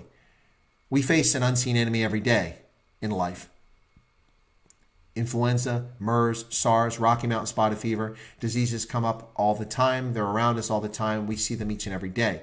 This hysteria, this paranoia, this government overreach is out of control, not just in South Africa. But fortunately for us, our lockdown is not nearly as stringent as what you're dealing with in South Africa, which is just insane, ridiculous, and seems to be intended to intentionally destroy society in South Africa. That seems to be the goal.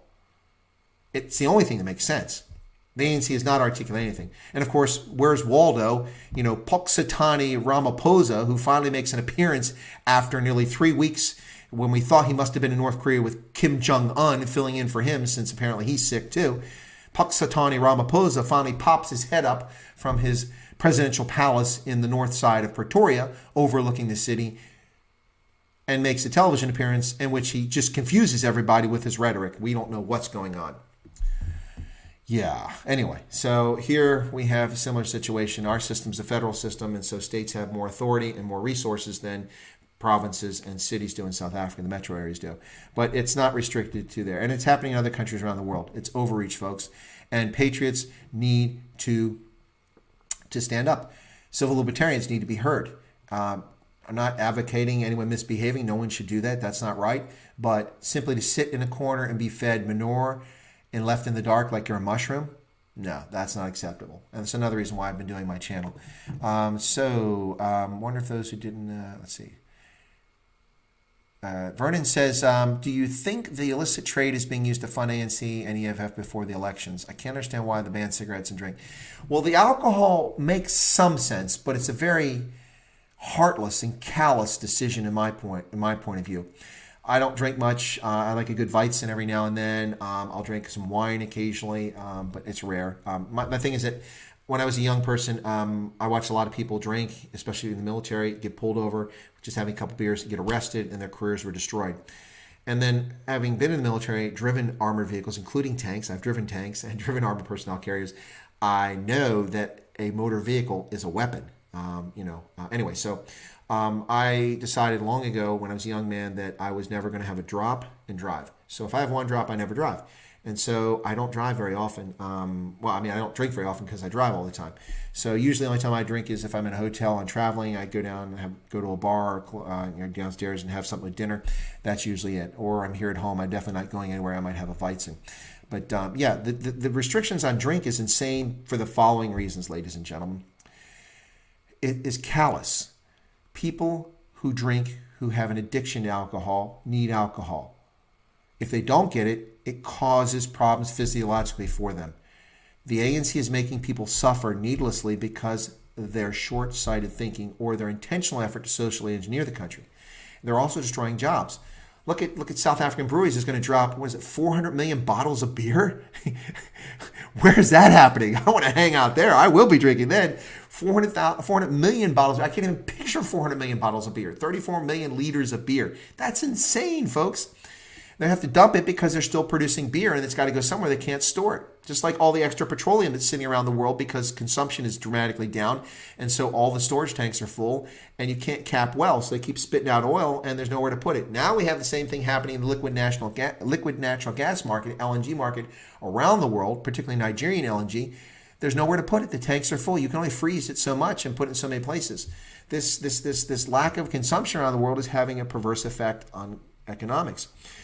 Alcohol, same sort of situation. The ANC banned the transport of alcohol in this lockdown without thinking about the consequences. One of the consequences of that is in the Western Cape, which has a significant wine industry and exports much of that wine abroad. If you can't transport it, you couldn't take it to the ports and put it on the boats or put it on planes and ship it around the world. Consequently, you risk losing a market. Wine is a very touchy situation. If you have shelf space in a store somewhere around the world and you don't provide supply, you risk losing that. And getting that shelf space back in the future is not so easy. Not to mention, you disrupt the flow of wine. Wine is based on how long it's aged and such. It has an impact. So I can buy South African wines right here at the package store about a kilometer from my house. It's closed now because it's a state store, so I can't go in there. It's a state-owned enterprise here in Pennsylvania. But when it's open, I can buy South African wines there. Well, if South Africa won't allow the transport to the port, then it doesn't get there. Now, that ban was lifted in the first phase of lockdown. Then lockdown was extended, and they imposed it again. I did a video talking about the South African wine industry. You might find that interesting. Check it out. I think it's interesting.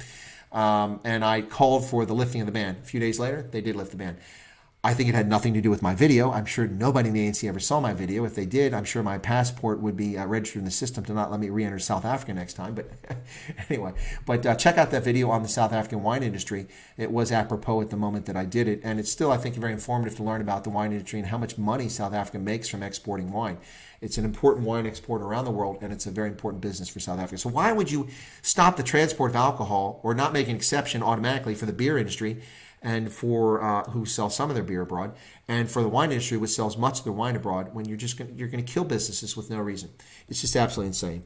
The cigarette ban makes no sense whatsoever, other than it is a health minister whose only job in life is to be a government employee and live off the taxpayers' teat, whether it's in Pretoria or Cape Town or Addis Ababa as the chairperson of the African Union Commission.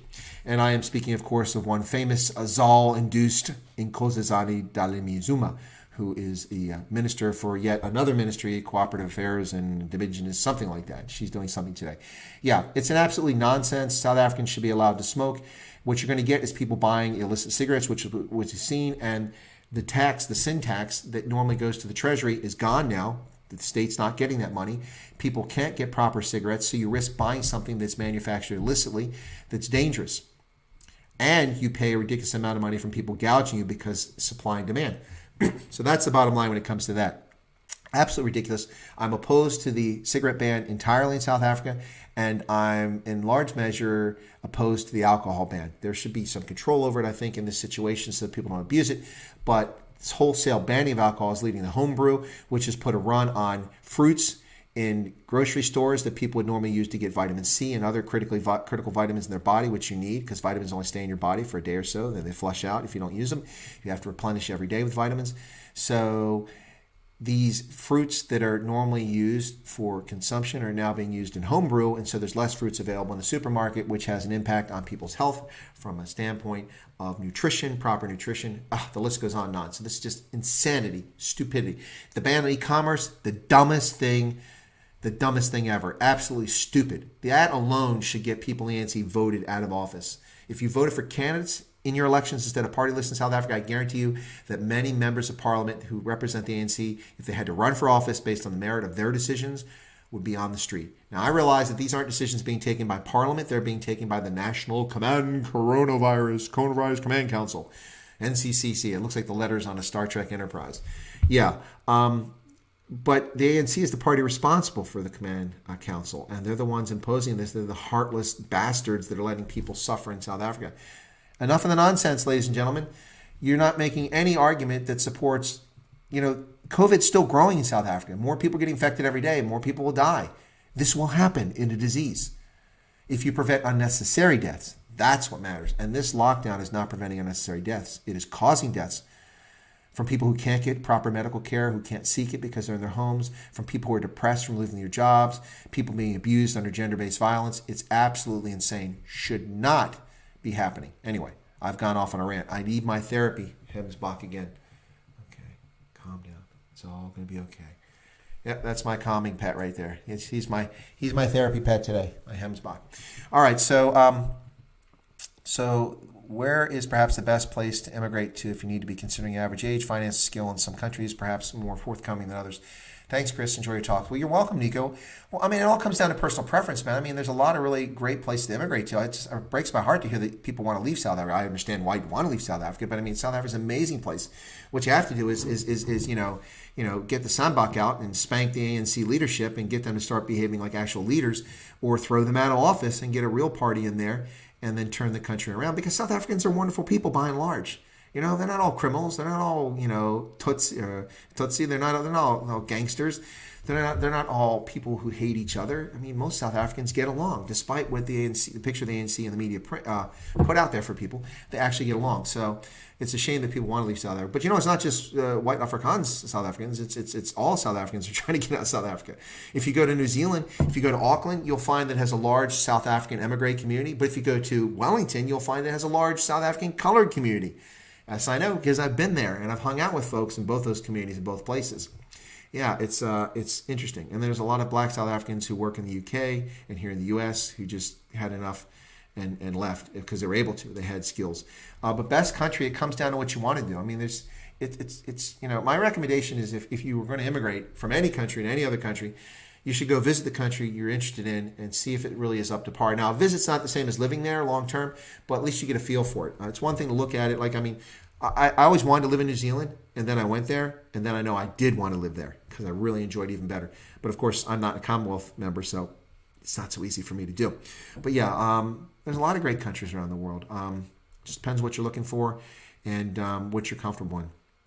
The good news is that most of the world you can speak English, even as a second language in many places, and you can be understood. If you only speak Xhosa, if you only speak Afrikaans, you're going to find a challenge being understood in Italy. You could be understood in Germany or the Netherlands, perhaps, if you spoke Afrikaans, but not Xhosa. But if you speak English in any of those countries, you can get by until you learn the local language. So anyway, I've lived a lot of places. The places I've enjoyed the most have been Germany, but it has changed dramatically since the times I've lived there, and it's become, in my view, less friendly and less desirable to live in. The UK is nice, but it's very crowded, much of it. Ireland is brilliant, but it's tiny, and you get bored quickly. But it's a nice country. There's a lot of lovely places to go to around the world. New Zealand is brilliant. The USA is an amazing place, but difficult to immigrate to as well. All right, so let me see.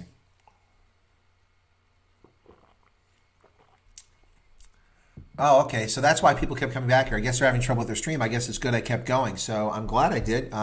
Joe says they're having trouble with Laura's stream. That's why people came back here. Well, thank you all for coming back, and I'm sorry about Laura's stream. She's probably having the similar problem that Renaldo's having. There must be something wrong with internet in parts of South Africa tonight. So Joe came back here. Well, Joe, you make me feel so special. You went to Laura, but I wasn't good enough, but you came back. Hey, man. Sick! No, Joe. I'm just kidding, of course. Who do you think is really in control of the South African government? Who do you think? Okay, I think that, as always, Lutuli House runs South Africa. Now, does that mean that the president of South Africa is running South Africa? Not necessarily. I'm becoming less convinced that Cyril Ramaphosa is actually running things.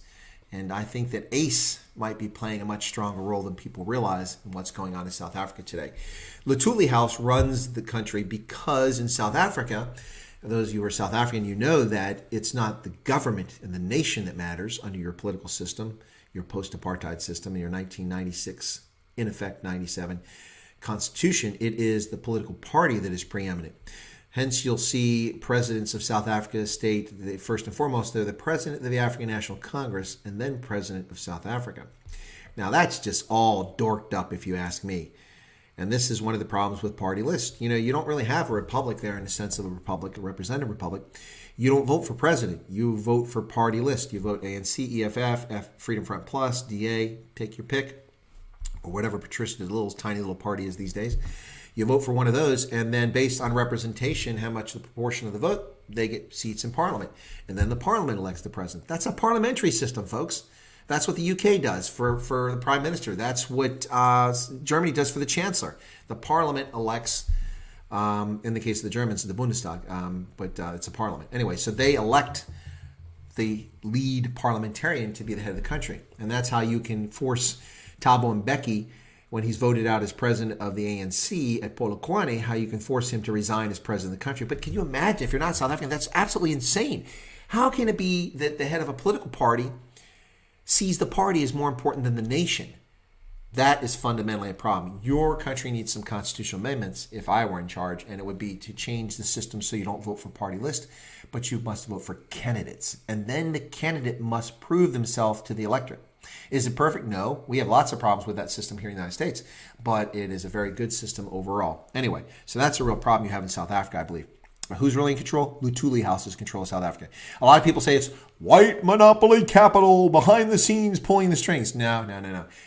White monopoly capital is kowtowing to the government of South Africa so they can keep eating the gravy train, if there's such a thing as white monopoly capital, which I think is utter nonsense. But yeah, the big corporate interests are kowtowing to the ANC. I mean, look at how the head of Truworths comes out and says, yes, we think that Minister Patel's decisions on clothing are the best and wisest decision. Are you freaking high? Are you Zolin, man? You got that Zol going? What's going on with you? Michael, what's his name, from Truworths, saying that the Minister of Untrade, Mr. Ibrahim Patel, the Minister of Untrade or Minister of No Trade, telling South Africans that they can't purchase bikinis. Who the hell is he? What is he talking about? How does that stop the spread of COVID-19? It doesn't. It has nothing to do with it. It's just totalitarian nonsense. And then for the industry to say, oh, we met with the minister and we think his decisions are wise. That's just kowtowing nonsense. It's sycophantic BS. It's not business. Anyway, it just drives me nuts. So there you go. There's my thoughts on that one. So Vernon says the hijackings are back and warnings. Geez, yeah. Carjackings. That's crazy. You're talking about the carjackings, I imagine, yeah. General Flables, Chris, how are your lockdown regulations different than 2 hours? Okay. Well, here in Pennsylvania, each state is different, and even inside of states is different. So in Pennsylvania, this is a state with 12.8 million people here on the East Coast, one of the original 13 colonies. Pennsylvania is Latin for Penn's Woods. Silva is the Latin word for forest. And this land was granted to William Penn by the King of England, and he got it for settlement. The idea was to make it a religiously tolerant settlement. So a large number of the original immigrants to Pennsylvania were German. And actually at independence, when we gained our independence from the UK, there were more German speakers in the state than there were English speakers. So anyway, but so we're a commonwealth, and we have counties inside. I think there's 80 some counties, something like that. I'm not originally from Pennsylvania. I just settled here. And our governor has certain control. So he imposed a lockdown initially around Philadelphia in the southeastern quadrant of Pennsylvania because that's where most of the outbreak was taking place, and then expanded the lockdown. And so a day after South Africa went in lockdown, I also went in lockdown. But my lockdown is different. The rules have changed as it's gone on, but they're not particularly restrictive. I can go to a store anytime I need to, the ones that are open, but a lot of stores are forced to be closed, which is a problem. So grocery stores and emergency services, even home improvement stores can be open because if you break your faucet or your commode, you have to replace it. So those stores are allowed to be open because they're considered essential. But the bookstores are closed. Can't go buy books unless you go to Amazon. E-commerce is not affected here. The postal service is not affected here. Delivery service is not affected here. You can get food, but it's all takeaway. So you have to go and collect to-go, takeaway, takeout. But the restaurants are open to sell food, so you'll see long queues of cars at McDonald's and at Wendy's and Five Guys and things like that. But people are encouraged to socially distance, but no one's being arrested for not socially distancing. But people are just frustrated because the governor's lockdown has shut down all of our businesses, and people are losing jobs and going bankrupt, and things are folding left and right. And the thing about it is that when this ends, it doesn't end when it ends. So, for instance, like in agriculture, you have to plant at a certain time. If you don't plant, then there's no crop. The whole year is lost. You have to harvest a certain time. If you don't harvest, then the whole year is lost. So that's affecting agriculture here. Beyond agriculture, people who sell cars. So for instance, my neighbor is a district manager for a rental car company, National or somebody like that. Anyway, one of the big rental car companies. And he does corporate leasing. So he leases rental cars to people long term. Well, what happens is they have to replace those periodically. They replace them all the time, but they have a certain percentage of fleet gets replaced all the time. He can't purchase any cars right now. The car manufacturing plants in North America are closed. So no one's making cars. There's only so many cars on lots. And oh, by the way, here in Pennsylvania, he can't buy them. Now, he can buy them outside the state and have them shipped in here. But once the lots are empty, there's no inventory, you can't buy a car. And that is the stage much of the country is at now. You have to replace these rental cars. So we are going to have disruptions in the supply chain for food and for industry and for business that ripple across our economy for several years in the best of circumstances when we start to recover from this absolute, utter, hysterical governmental reaction to a virus, a dangerous virus, a contagious virus. But so is tuberculosis, which kills 1.5 million people globally every year. COVID-19, 300,000 after 6 months? Come on. Come on, man. Joe Biden. Come on, man. Anyway, yeah, it's absolutely, it's so, people, when this comes out, they're going to, look, we've recovered. No, we haven't recovered Businesses have gone under, livelihoods have been destroyed. People have lost something they've worked their entire life for. Someone on my stream was on here yesterday and told me that their spouse had a business, either it was construction or contracting business, 18 black employees in South Africa, 2 white employees, been in business since 1998, bankrupt. All 18 black employees and both white employees are out of business. And they're not consuming things. They're not providing services. They're not using. So the whole ecosphere is disrupted. This is insane. Absolutely insane. So, ladies and gentlemen, what happens when the virus comes back in 6 months? Do we shut the world down again after this? Anyway, we can do this for hours. Anyway, let's see. We had that here in South Africa. 19,000 criminals sent out, but they're harassing. Well, yeah, exactly, Vernon. Here they're violent felons. And we've had a situation in a couple states where murderers have been released from prison and have murdered within 72 hours of being back on the street. One of them, having been in jail for like 18 years, gets out and kills somebody within 72 hours. Seriously? Let him die in jail. Sorry, that's heartless, but no one should suffer because of bad decisions by leaders. Rian agrees with me. I'm not sure what he's agreeing with, but thank you. Vernon, I agree. It's about destroying society. The ANC want their national democratic revolution rolled out. Well, it's not just the ANC, Vernon. It's here, too. It's insane. There's Dietrich. There's our guy from... That was... Okay. Sloat says they want to destroy the economy so they can rebuild it the way they want. And well, they're getting a lot of help, aren't they? ANC equals Schweinehund. Yeah, okay. The liquor makes sense in pubs, but why are you not allowed to take your booze home? Thank you, Clip Culp. That's absolutely right. Listen, I've been complaining about the lockdown, but I would wholeheartedly agree that, reopening sports stadiums, concerts, and pubs and restaurants is foolhardy. That's dangerous. But that doesn't mean you can't do things. Sports can go back. The people who play the sports, their family, the officials, you make sure that they're all tested religiously, periodically, and that they train together and they stay away from others, and they can go back to participating and playing contact sports like rugby, please, in stadiums with no audience. Or you let a crowd come in, but it's only 1/4 of the crowd or 1/8 of the crowd, and you let people come to stadiums and you watch it on TV. That's wise. You can reopen pubs, but you only have like 3 or 4 people in a pub at a time, or they have a big open area outside the place.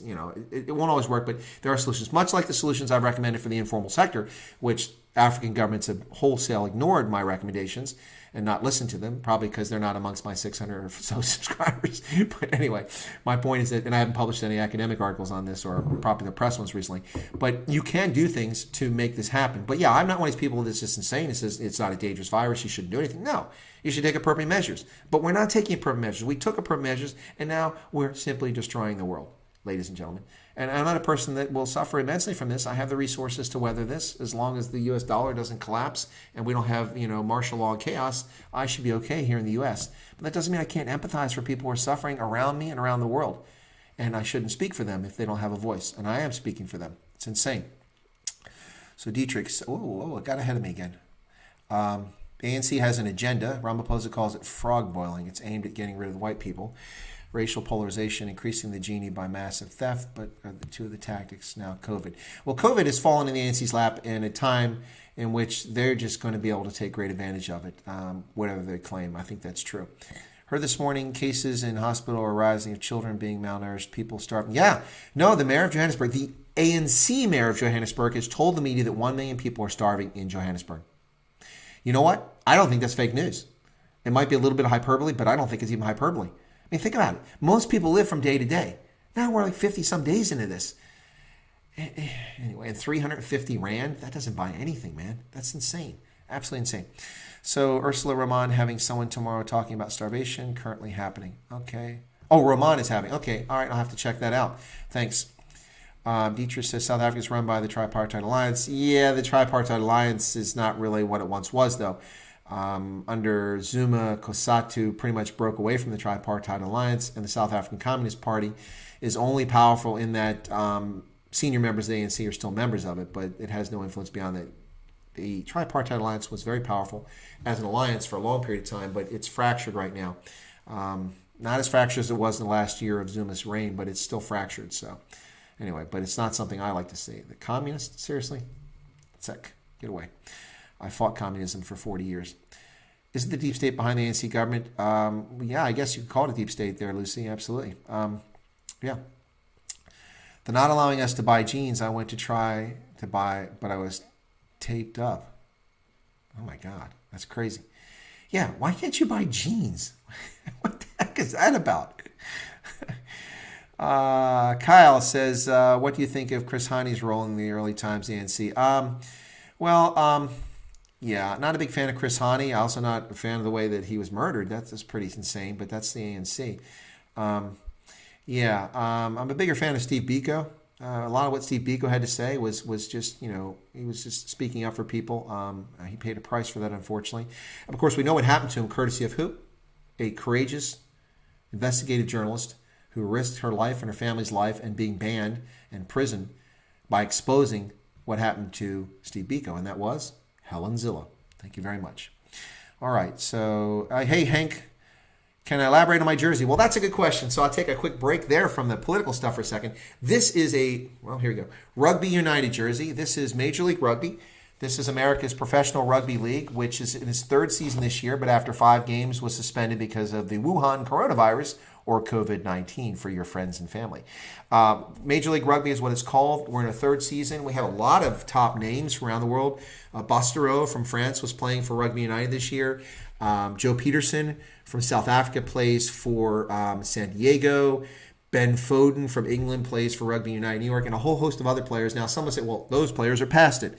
Well, some of them are a little bit older, and they've come here for reasons. Ben Foden had a very bad tabloid experience with his divorce from his wife, and so New York is a place where people didn't know really was. He'd come here and play rugby, so he came here and probably took a big pay cut.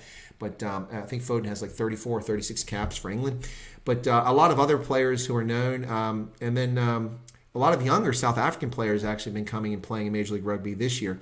But it's in the third season. It was doing very well. Small crowds initially, but they grew through the first season, in the second season, and now the third season. Very disappointing what's happening. So we had no teams on the East Coast in the first season. The league grew from 7 to 9 to 12 teams. I think it was going to be 12 teams this coming season. And it's not just in America. It's also Canada. There's a team in Toronto. The Toronto Arrows are part of it, and they actually did very well in the first season. But New York had its inaugural season last year. I know the owner. It's an Irishman that runs a construction company in New York. And so I went up to the games. I met a lot of the players up there. And I've never rooted for any city or any franchise in New York City ever in my entire life. I don't like New York. Nice place to visit. That's the extent of it. But I hate the Yankees, and I'm not a fan of any of the other sports teams there. But when New York got a franchise, because D.C. got one, but they didn't start yet, I decided to be a New York fan. And all the players they signed, Mike Petrie from the U.S. Eagles team was up there. Some amazing players playing for it. Cathal Marsh from Ireland. Really good stuff. They came out of the gate like gangbusters, won 7 of their first 8 games. Huge start for them last year. So this is a Rugby United jersey. And over my, I always get this backwards. Yeah, because the video is backwards. So over this shoulder is Rugby United scarf right there. It says Rugby United on the other side. And then on this side, I have a USA-Japan scarf from the 2015 Rugby World Cup. That's the game that was in Gloucester. So, yeah, there you go. At the top of the map, if you can see it, although it looks pretty small, is the Hofbräu House. That's actually from the Hofbräu House in Munich. Yes, I've been there on multiple occasions.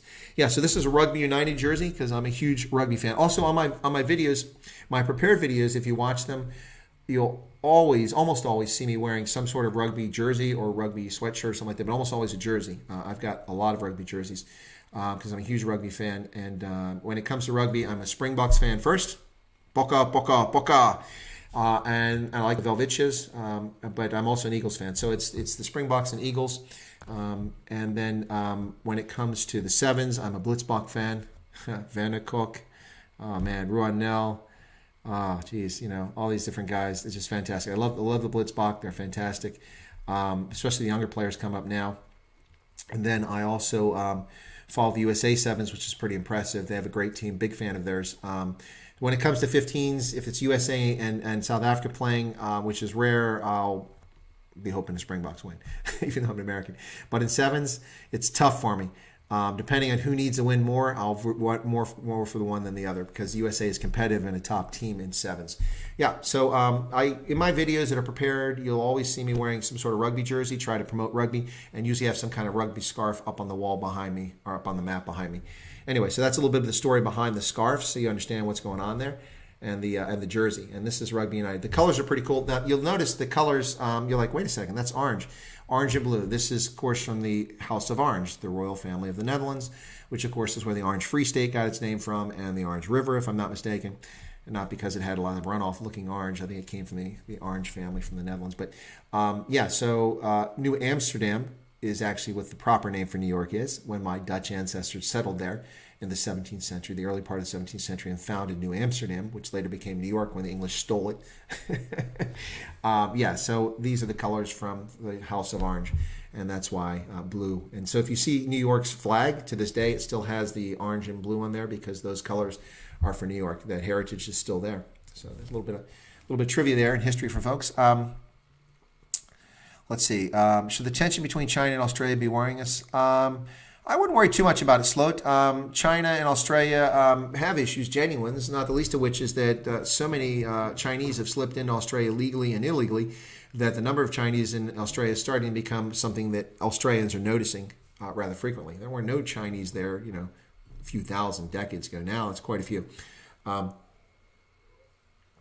But the real issue here is that China needs Australia's resources. And when Australia is threatening to demand money from China over COVID-19, China's just been out of shape. But China can't make it without Australia's natural resources. They rely a lot on what the mineral wealth that they get from Australia. So they are not in the best situation. China's not in a good spot right now. People think China's going to do well and come out of this. Don't hold your breath on that one. Nobody's buying their crap. Who's working? Only a portion of the world's working. Only a portion of the world has money to buy things that are made in China. And oh, by the way, a lot of people who dig up the resources the Chinese need to make stuff aren't digging these things up and ship them to China because they can't work. Chinese also have the issue of Wuhan coronavirus, despite the fact that they tell a myth each and every day. They tell a little fib about how many people actually have it in the country. It's a lot more, and a lot more have died than they've told us. So they're in a lot of trouble in China themselves. And then, of course, a lot of people in the world are really angry at China for their conduct and their behavior. And that's a whole other kettle of fish to fry. So China's got some serious problems. So Harley says, you rate the Dems, go with Biden. If so, do you think he'll win? Well, technically, Biden hasn't won the nomination. They're just kind of giving it to him because they never finished the primary process. I can't imagine how anybody in their right mind could vote for Joe Biden. The guy is not even conscious. He's incompetent. He's a plagiarist. He's stolen every idea he's ever had. He's written papers and not attributed them to people. He's a creepy person, always touching small children and women and sniffing their hair and doing things. He's a really bizarre individual. And I haven't even talked about his policies he stands on. He can't string two sentences together, and that's not a recent development. That's been going on for years. He has amnesia when it comes to the destructive policies of the Obama administration. Anyway. But people will vote for him the same reason that some people vote for the ANC: identity. Not racial identity, but identity. People identify as Democrats, and they'll vote for him. But I can't imagine any independent or any rational independent or even a lot of Democrats and no Republicans would vote for Joe Biden. But you never know. It's a crazy system. And around the country, Democratic operatives are working assiduously to undermine our electoral process by pushing out absentee ballots to the entire electorate so that fraud can be committed. Yes, that's right. I said that. And we have evidence of this all over the country taking place right now. And it's very disturbing because they devalue our vote. And I don't want to see that happen. Vernon says, what's your take on Obamagate? Do you think he could appear before? No, I don't think Obama will ever appear before a grand jury. I mean, if we can't be bothered to try Hillary Clinton for the federal crimes that she's committed, and yes, she's committed the crimes. I was a badge-carrying and credentialed federal agent while serving in uniform and investigated people like Hillary Clinton who misused classified information. Her actions, whether they're intentional or not, are a federal crime and prosecutable with imprisonment and fines. But she's not going to be prosecuted. Even Trump hasn't gone after her. So we would never prosecute the next president. That just ain't going to happen. And look at South Africa, how reticent they are to actually try Zuma.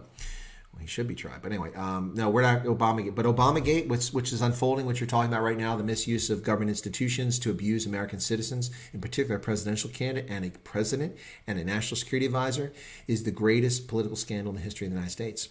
That's right. I just said it here. The greatest political scandal in the history of the United States, the misuse and abuse of the state and the levers of state authority to abuse private citizens.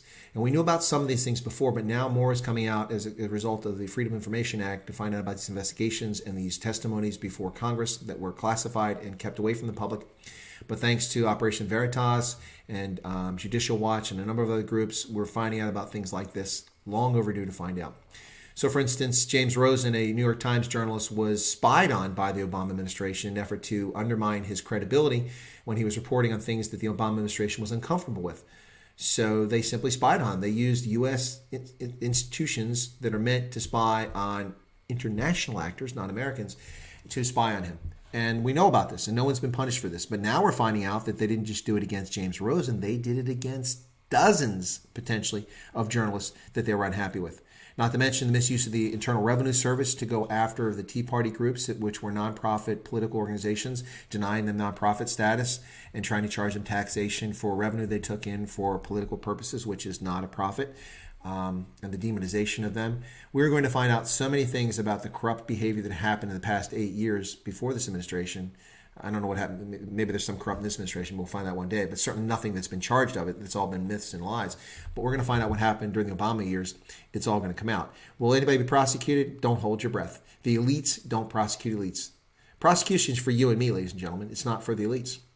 They just don't do it. Unless an elite has become so tarnished and so destroyed in their image that they'll go after him. Hence, Epstein is finally taken down after decades of running a slave operation, a sex slave operation. And Harvey Weinstein, after decades of disgraceful behavior with Hollywood women, is finally taken down when it's just convenient. But they get away with this for years, and there's others getting away with it. Look at Matt Lauer on NBC News, the crap he got away with for years. They protect each other. So, and it doesn't matter party affiliation, the swamp still protects swamp dwellers, and that's what's going to happen. Yes, the Beast was playing in the States, Harley. That's right. I was going to go down and watch his next game in D.C. I had season tickets last year, but I didn't buy them this year. So I was headed down to watch the Beast's next game, and then the season was suspended. So Tendai Mtawira was here. I was going to try to interview him because I also write rugby articles for online media. DJ Coyle is a rugby site. I've written many articles on there. During the Rugby World Cup in Japan, I wrote a dozen articles about my experience. If you go to DJ Delta Juliet Coyle, C-O-I-L, DJ Coyle Rugby, and you can find that. If you look under the Rugby World Cup and scroll down or do a search on his site for Chris Wyatt, you'll find some of the articles that I wrote, which were pretty cool, actually. Maybe sometime I'll talk about them on here. Pretty cool. Yeah, they're my articles, so I'm a little bit biased, but check them out. I was going to go interview him, go to one of the games, interview him, and then get some photos with him and get him to autograph a few things. But the season was canceled, and I don't know if he'll be back next year. I hope he does come back. He sounded very committed to helping build rugby in the U.S., so we had the Beast, and I wanted to be on the sidelines, of course, going, Beast. Anyway, so yeah, he was here. Tripartite. That's good, Heinrich. Give us some advice about how we as South Africans immigrate to the U.S. That's the second time somebody's asked that question. Let me come back to that. Okay, well, that's the next question. So, how you can immigrate to the U.S.? Well, you have to have a skill. You have to apply. And then there's a criminal background check and things like that are done in the background, and then you have to pay a lot. Migrating here is one thing. You can apply for a job and get a green card to come here and work, and you can live here long term. It's not the same as immigrating, but immigration and wanting to become a citizen is a little bit different. But I'm not the best person to ask for advice on that, even though I've worked with consular services and the embassies. But the consular services are very much segregated in our embassies so that they're not influenced by the diplomats. They are diplomats, but the rest of us who are political and military, so that we don't influence what's going on there. I can ask someone around about that. But let's see. Laura's channel has internet issues. Yeah, I understand. Some folks came back here. Beats. Also, yes. Beast. Oh, Beast. Okay. Wannaberg Coaching USA. Oh, really? Pedro, I don't know where he's coaching at. Okay, that's cool. Well, we have John. We had John Mitchell, and that was a little disappointing. I think he finished with a 9-8 record, which was a winning record. I think he's the first U.S. national coach to have a winning record since we've had a national team. And then, of course, now we have Gary Gold. Yes, Gary Gold has been brilliant. USA won the America's Rugby Championship under Gary Gold. We went undefeated one season under Gary Gold. He's done a great job with the talent he has at his disposal. Really good stuff. What's my NFL team? I abandoned the NFL for a couple of years because they were taking knees and insulting patriots in this country. They claimed it was in solidarity with people being oppressed in this country, but it's utter bull. When asked to articulate what they meant by that, virtually no NFL player could articulate that, and it really irritated me. And then every time they said, well, we don't mean to offend the military. Well, I'm not offended because I'm the military. I'm offended because I'm a patriot. The flag represents this country. If you don't like that, then the appropriate thing to do is not to take a knee when people are taking the anthem, because it's distracting from us celebrating our heritage and our political system.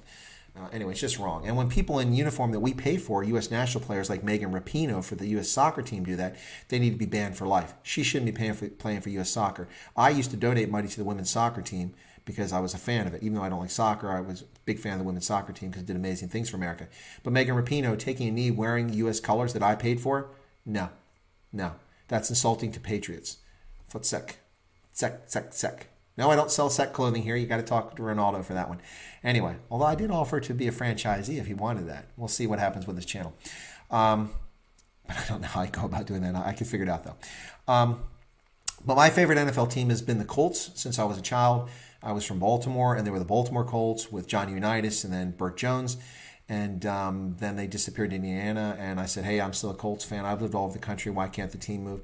And I remained a Colts fan. Huge Peyton Manning fan, massive Peyton Manning fan. So disappointed that he didn't win 5 Super Bowls. Should have won 3 for sure, possibly 5, and he got 1 in Indianapolis because of bad coaching and porous defenses. But anyway, we'll leave it at that. Love your content, but you will be judged. Philip. Well, of course I'll be judged. People are always judging, man.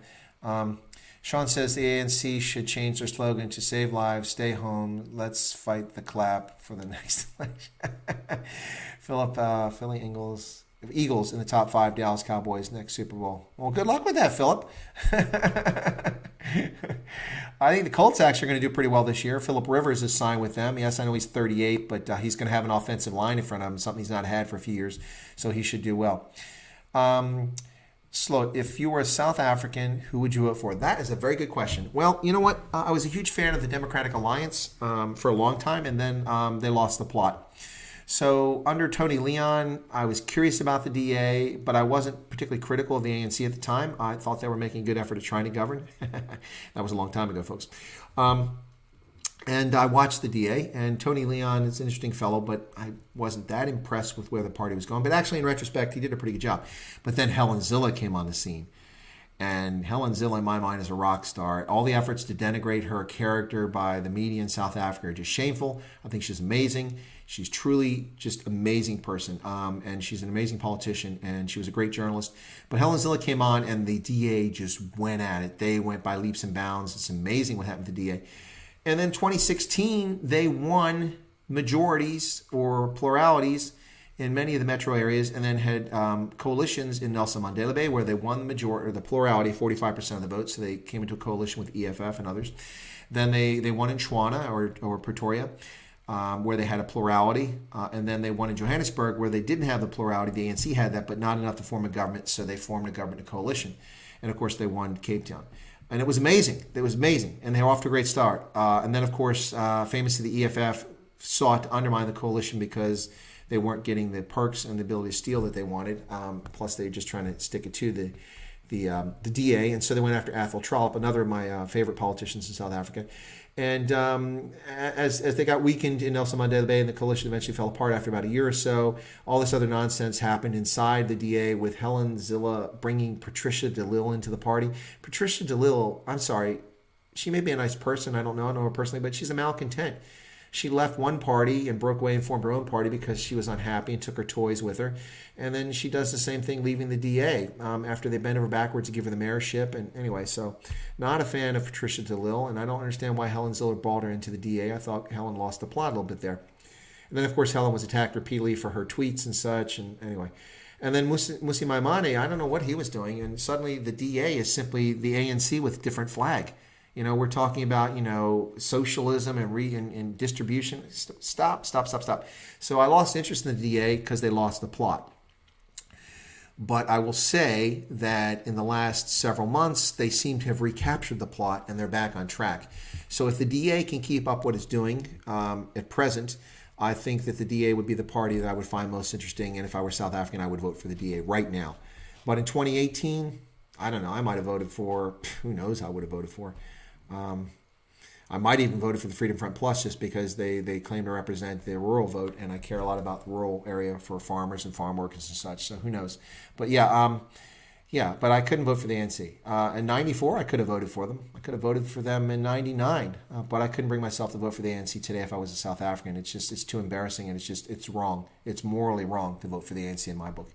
That doesn't mean everybody in the ANC is corrupt and that everything they do is wrong, but the preponderance of things are wrong these days, not just some of it. Martin says you don't see a vuvuzela. Yeah, it's because I hate vuvuzelas. I think those of you may have watched me previously. By the way, if we get cut off by the red ants, that'll be it for today, because this was just supposed to be an hour with Renaldo on his channel, and of course he has no internet because it is Africa, right? Anyway, so if we get cut off by the red ants, that'll be it for tonight. But I'm not stopping right now. I just want to mention that in case we do get cut off. I don't have a vuvuzela because I hate those things. They're annoying. I went to the Soccer World Cup in 2010. I was at Loftus for Cameroon and Denmark, and I sat up from the pitch over the overhang, almost in the top row. And some clown started blowing his vuvuzela the entire contest, never took a break, and the spittle was coming out of the end of it and falling on my clothing on the back, and it was blowing my ears out. And it just drove me nuts. I hate them. I find them annoying. It's South Africa's worst export. Absolutely. South Africa's worst export, the vuvuzela. No thank you. Sick for the vuvuzela. It's gone. Could you explain, Hank says, could you explain to the audience in South Africa, how does the election counting vote for presidency? Is it all votes per state? Yeah, okay, for the U.S., I can explain it very quickly, Hank. So we vote directly for the president, but we don't. Let me explain. It's weird, but I'll explain. Starbucks. In America, we have what's called the Electoral College. Now, each state selects the electors. The electors are one for one from members of Congress. So we have 435 representatives in the House of Representatives, and we have 100 senators. So you have 535 electoral votes. So someone represents each of those votes. States get those votes based on their population and the fact they have senators. So a small state like Wyoming, which only has enough population to get one state representative in Congress, but it gets 2 senators, has 3 electoral votes. And that's the smallest. The large ones like California has 54 electoral votes between its 2 senators and its 52 members of Congress. Yeah, in our Congress, 52 of the members come from California out of 435. Yeah. Well, by the way, that's going to decline. When the census is done, they're going to lose votes for the first time in their history. And it'll probably wind up in Texas or Florida because people have fled California like refugees, and the population's declined vis-a-vis other states. So those are the 435 electors. Now, they're not anything special. They're just people who are active in political parties or in government, and they are selected ahead of time. And so you are an elector for this election, and no one ever knows who they are. You never meet these people. What happens is that then we go to an election and we vote for political candidates in this country. Elections are conducted at the state level around the country, not by the federal government, but it's a federal election. We vote on the first Tuesday every 4 years, every 2 years actually in federal elections, for Congress every 2 years, but we have an election anyway. So we have president every 4 years. So we vote for the president, and then in all but 2 states, it's a winner take all. So if you win a state by 1 vote, actual people say there's 1 million people that vote in that state, and you win it by 1 vote, 1 physical vote, you get all the electors. So California has 54 electoral votes. If you win California 4 million votes to 3,999,999, guess what? You get all 54 votes. And that's why it's so important to win states. And the system is set up to force candidates to address the needs of the entire country and the smaller states population-wise. Otherwise, they would be ignored. And I can explain why that is in a second. But so when you look at the election, for instance, if you take California, the last election, Hillary Clinton won 8 million votes in California. Donald Trump won like 4 million. So it was almost 4 million votes between the two of them. She won more. If you look at the nationwide election, she won the general election population or vote-wise by a couple million votes. But if you take California out of the equation, Donald Trump, if there was no California, Donald Trump wins the popular vote by 2 million votes, almost 1.9 million votes. And if you take California's 54 electoral votes out, Hillary Clinton gets slaughtered in the election. She's got nothing. She loses those 54 votes, and she's way down, and he still has over 300 votes. So California made a big difference, and that's the problem with becoming a one-party state. It used to be one-party Republican, then balanced for a long time. Now it's essentially a one-party state when it comes to this. So you have to win a bunch of other states. So you win a state by winning the popular vote, and then you get all the electoral votes. And that's how it works. That's why taking states is so important. The exceptions are Maine and Nebraska. Because the Constitution doesn't dictate how states determine how their electoral vote is allocated, what they do is that you have to win the congressional district. So how the states divide, and these are small states population, so it doesn't make a big difference. But if you have 2 representatives in Congress, you have to win those 2 districts. If you win the popular vote, then you get that. So what you had in the last election, like in Nebraska, is Trump got an electoral vote, and then Clinton got an electoral vote from Nebraska, so it was split, which is weird because it's not a winner take all. It's not first past the post. And so that's how the system works. I hope that explained it to people. I know it sounds a little complicated. The reason that's important is this reason. Let me explain this historically. And this is something Americans don't understand. So if you're an American, pay attention. You're getting a free civics class, okay? All right. So when our country came to independent, we had something called the Articles of Confederation. It lasted from our independence in 1783 until 1787 when it became clear that it wasn't going to work because it was too weak of a central government, and the states imposed laws and tariffs from one state to the next, which essentially made them like semi-independent countries, and it hampered trade, and it hampered the free movement of citizens, and it was supposed to be a country. So we had 13 states that were originally colonies, and what happened is that they came up with a novel solution to address the needs of the smaller population colonies or states at this point. So if we had simply a democratic system in which the most people who vote for something win everything, then what would have happened is that New York, Pennsylvania, Virginia, and Massachusetts, which had the bulk of the population at the time, would have determined everything for this country. 4 states of the 13. So North Carolina, South Carolina, Maryland, Delaware would have not had any influence in the nation's direction. So what they came up with is a bicameral legislature with a House of Representatives where people are selected based on proportionality. So if you have a state with a big population, you get more people in the House of Representatives. That's why California has 52 members in the House of Representatives. Wyoming has 1. Wyoming is huge physically, but has no population, so it gets 1 representative. But the states, this is a union of states, not a union of peoples, a union of states or provinces in the case of South Africa. So because it's a union of states, the states are important. And there's 2 things that make this clear. Article 10 in the Constitution and the fact that every state gets 2 senators. So California gets 2 senators, even though it has 35 million people. Wyoming, which has 600,000 people, gets 2 senators. It's just as important in the system. And when it comes to the legislature, the House of Representatives is less important with Nancy Pelosi than the Senate is with Mitch McConnell, because the Senate is the senior body. The Senate is the check on the executive branch. So the Senate confirms presidential appointments, not the House. The House has nothing to do with that. The House does have a role when it comes to impeachment, but that's a rare activity. They draft the articles of impeachment, and they vote on impeachment, but the Senate holds the trial to determine whether the president gets removed, because the Senate is the senior body. Only the Senate can ratify treaties. That's why we never signed the Paris Climate Accord, and Barack Obama is full of beans when he thinks that we had a treaty, because he signed it, but that means nothing. President signing a treaty means nothing in our system. The Senate has rejection authority of that. So the Senate must ratify something the president signs. Only then does it become a treaty obligation for us. That's why the United States never became a party to the landmine ban, because the Senate refused, under Democrats and Republicans, refused to ratify the landmine ban. Anyway, so what happens is each state is represented by 2 senators, and they have House of Representatives, the junior body of the legislature, based on votes of actual people. And this guaranteed a system in which the states had primacy over the people, and the states represent the people. And that's why states are so important. But what has happened throughout our history is that, I'm losing people, I think they're bored in this political session, but what has happened in our history is that it has been distorted, and now the federal government is much more powerful than it was intended to be. But Article 10 of our Constitution says that all powers not specifically identified in the Constitution fall to this individual states. So that's why in the federal system, Pennsylvania has primacy when it comes to public health over the federal government. So that's kind of a history lesson, a little political science here. I hope that wasn't too boring for folks. Anyway, let me see. Electoral College. Okay, Christoph thinks it's interesting. Yeah, it's a unique It's a unique solution that ensures that a country is built on a national identity of being Americans and having every part of the country having equal weight. Can you imagine if Northwest Province had as much weight and was as important as Gauteng, where all the money and resources are? It would certainly change the balance of how power is in South Africa and make it potentially much more equitable. Potentially. Anyway, so let's see. What's your take on General Flynn? Should they drop the case, Lucy? Okay, Lucy, here's my take on General Flynn.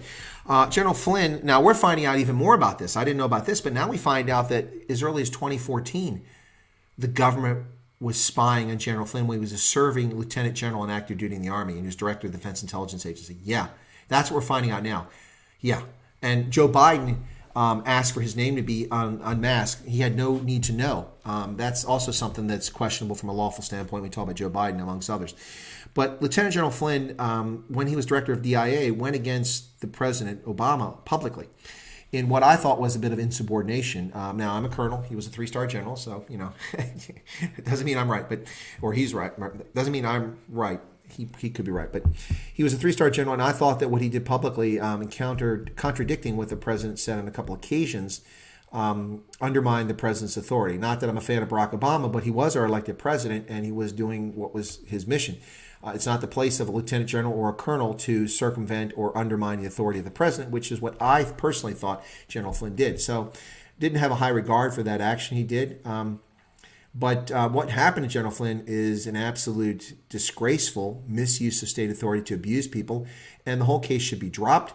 When Trump is reelected, Flynn should be made a member of the cabinet, and I don't care how much they have to fight to get him confirmed by the Senate. He should be a member of the cabinet, and his reputation should be restored. And short of that, he ought to be offered a job in a company where he makes millions of dollars to make up for all the shameful things that happened to him, because he's a talented person and it was abusive what the state did to him. And many others. We're finding out now it happened to many others. Yeah. Anyway, and I could speak some things about what I saw that happened overseas, but with diplomats too. But anyway, they cut their losses with Epstein. He was an intolerable liability. That's right. You are right, Sean. That's why he went. Make a list of all the things he was going to go all the time. The world just before lockdown. Oh. Okay, and then, whoops, I got ahead of myself. Whoa, okay. Oh, Hank, you were at Loftus for that game? Yeah. Well, you weren't the one blowing the vuvuzela, I guarantee it. The person blowing the vuvuzela in my ear was definitely not someone named Hank Kloppa, I guarantee it. Patricia DeLille has the majority of the colored population of Western Cape behind her. Well, then go get the majority of the colored population behind the DA.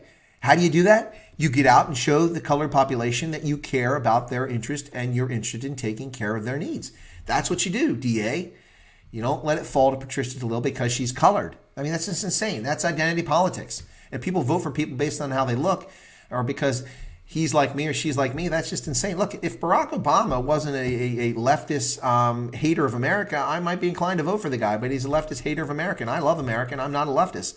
And I did not agree with where he wanted to take this country. I don't dislike him personally. He's president. I respected that. He won the office. Yeah. But I would certainly vote for somebody like J.C. Watts, a former University of Oklahoma quarterback and congressman who's amazing and intellectual, smart guy. He's black too. I would vote for him because we share a worldview. But he doesn't look like me. I would vote for him. Tim Scott, if he would run for president, I would take a hard look at him. I would have voted for Ben Carson amongst the palette of candidates we had. He certainly was higher on my list, although I'm not so sure he would have done a better job than Trump, but I would have voted for him. My point is that I don't necessarily vote for the I'll vote for the candidate who's got the things that appeal to me. And that's what people need to do. So get out there if you're in the DA and get the colored vote, if such a thing exists, behind you, by supporting them, by addressing their needs. I think the DA is doing that, but the mere fact that people vote for Patricia DeLille because she's colored, I didn't buy that argument, by the way. I never bought that. I mean, she had like 1% support for her old party. And the Western Cape is full of colored South Africans. They weren't voting for her then. So I think that's a myth that she had the colored support behind her. I don't know if it's true, but I think it's a myth. Australia says loads of registered rugby players. Not sure if reliable numbers. Do you think rugby could get very big in the U.S.? Yes, Harley, we do have loads of registered rugby players. We have lots of clubs. We have a very healthy club system in this country before COVID-19. It's just at the professional level, it's relatively new for the whole world. I mean, we didn't have professional rugby until the 1990s around the world. That's what really started happening. I sorry, I just saw something about Patricia DeLille. It drew my attention over here. But I think the problem is that we took too long to get into the professional game, and that's what harmed us here. But the game has got a lot of traction, and I think that USA will be huge. We're already big in sevens internationally, and I think in 15s we'll get there. In it could be in short order. It just depends. It's one generation of talented kids can come up, can make a big difference if they're coached properly. That's what it takes. I mean, Mike Friday with the sevens has been brilliant and really brought the sevens, I think, taken to a level higher than their talent at times. Not now. They have some really great talent now, but a couple years ago they didn't have the best talent, and he took them to pretty good heights. So coaching makes a big deal in rugby. Those who play rugby know coaching makes a big deal. Harley said Patricia DeLille was super racist decades ago. Well, then if she was super racist decades ago, what's to prevent her from being super racist today, right? Come on. Let's see. Hank was at that game. Yeah, I saw that already. Okay, Harley, you just said the same thing I said. Her party got 1% of the electorate. And the party she last time got 1%. So I don't think, the colored population in South Africa is more than 1% of the population. You've got about 6, 7, 8 million colors potentially in South Africa. So you've got a significant portion of the electorate that's colored, and they're not voting for Patricia DeLille's party. So I'm not sure. Most white people in the Cape also voted for DA because if they voted for a smaller party they really wanted to, the vote was not as powerful. That's true. You think that because Cyril gave her a cabinet position, she'll be able to get more vote? Well, I think you just people need to expose Patricia DeLille for the opportunist that she is, and the person that when she doesn't get her way takes her toys and goes home and plays by herself. That's really who she is, and I really think that if Helen Zille ever made a mistake, to me that was the mistake she made, not her tweets, but bringing Patricia DeLille into the DA. That really messed things up in the Western Cape. Let's see. We will see. DeLille's Independent Democrats got 1% in 2009, 2% in 2004. Yep. And then she, anyway. If her influence was so low, according to those percentages, why do you think she was pulled in the DA and now into the cabinet? Well, yeah, it's a good question, Christoph. Why did Patricia DeLille come into the DA? Why did Helen Zille seek her out? That's a question I've never heard adequately answered. Maybe I can get Helen Zilla on my program and she can answer that question. If she's answered, I've missed it. But I've never seen it answered adequately. And why she's in the cabinet now? Because the ANC likes to pretend that they're diverse. Same reason they have a bunch of unqualified women as members of parliament. They're picked because they're women, not because they're qualified. Now, there are qualified women in the ANC. Do not misunderstand what I'm saying. But when they claim they have a lot of people, it's because of that. So let's see. Okay, Hank. Oh, gosh, get away from there.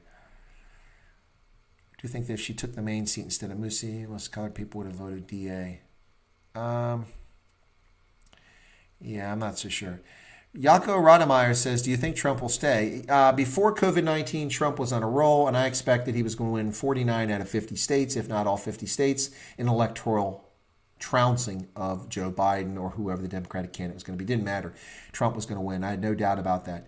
Now, with the media's behavior, I don't know. It just depends how long this goes on. I think Trump has done, by and large, the right things, particularly starting with forming a coronavirus task force in early January, and then shutting down travel from China. But it's just been too many things spoken. So I think Trump will still win, and I think he'll be here. And then Flynn should be offered a cabinet position. Okay. Let me see. How much power has the DA to take National Coronavirus Command Council on at the moment? Well, is it Deb C? Okay, thank you for coming here.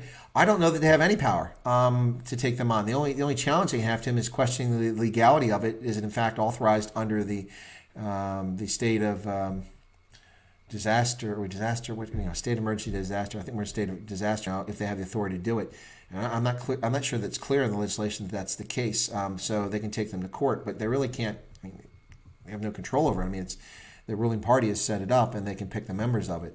If the ANC was truly concerned about governance and inclusiveness in the country, then the National Coronavirus Command Council would have members of opposition parties on it.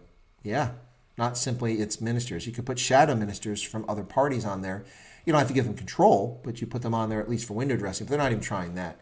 Not even trying that. So we're really getting bogged down in this colored vote thing. Ben Carson's crazy. No, he's not. The guy's a brain surgeon, Harley. The guy has brain surgery. He's done pediatric brain surgeon. He's saved children's lives by saving their brains. That's not something that a crazy person can do. He's just very cerebral. Thank goodness. If he had my head open, I want him to be cerebral. I wouldn't want him to be excitable like I am. That would not be healthy. Hank is taking off workday tomorrow. Hey, thanks for coming in tonight, Hank. Really appreciate you being here. And oh, by the way, a little admin time. Thanks for people tuning into the live stream, especially all the folks who came over from Renaldo's stream tonight since we weren't able to do it. The plan now is tomorrow we'll do the expropriation without compensation on the Sunday service on a Monday evening on Renaldo's channel. That's the plan. Those of you who come to my channel, thank you so much. If you're not a subscriber, please feel free to subscribe by smashing that button right down there. Become a subscriber. It's free. And then toggle the alert switch with the little bell icon so you get notifications of whenever I do a live stream or I do a prepared video. And when I do prepared videos, I normally premiere them.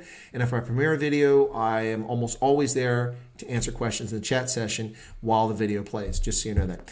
I do a live stream every Saturday, 11 o'clock Eastern Standard Time with a guest normally, and that's 5 o'clock in Johannesburg, 4 o'clock in Abuja.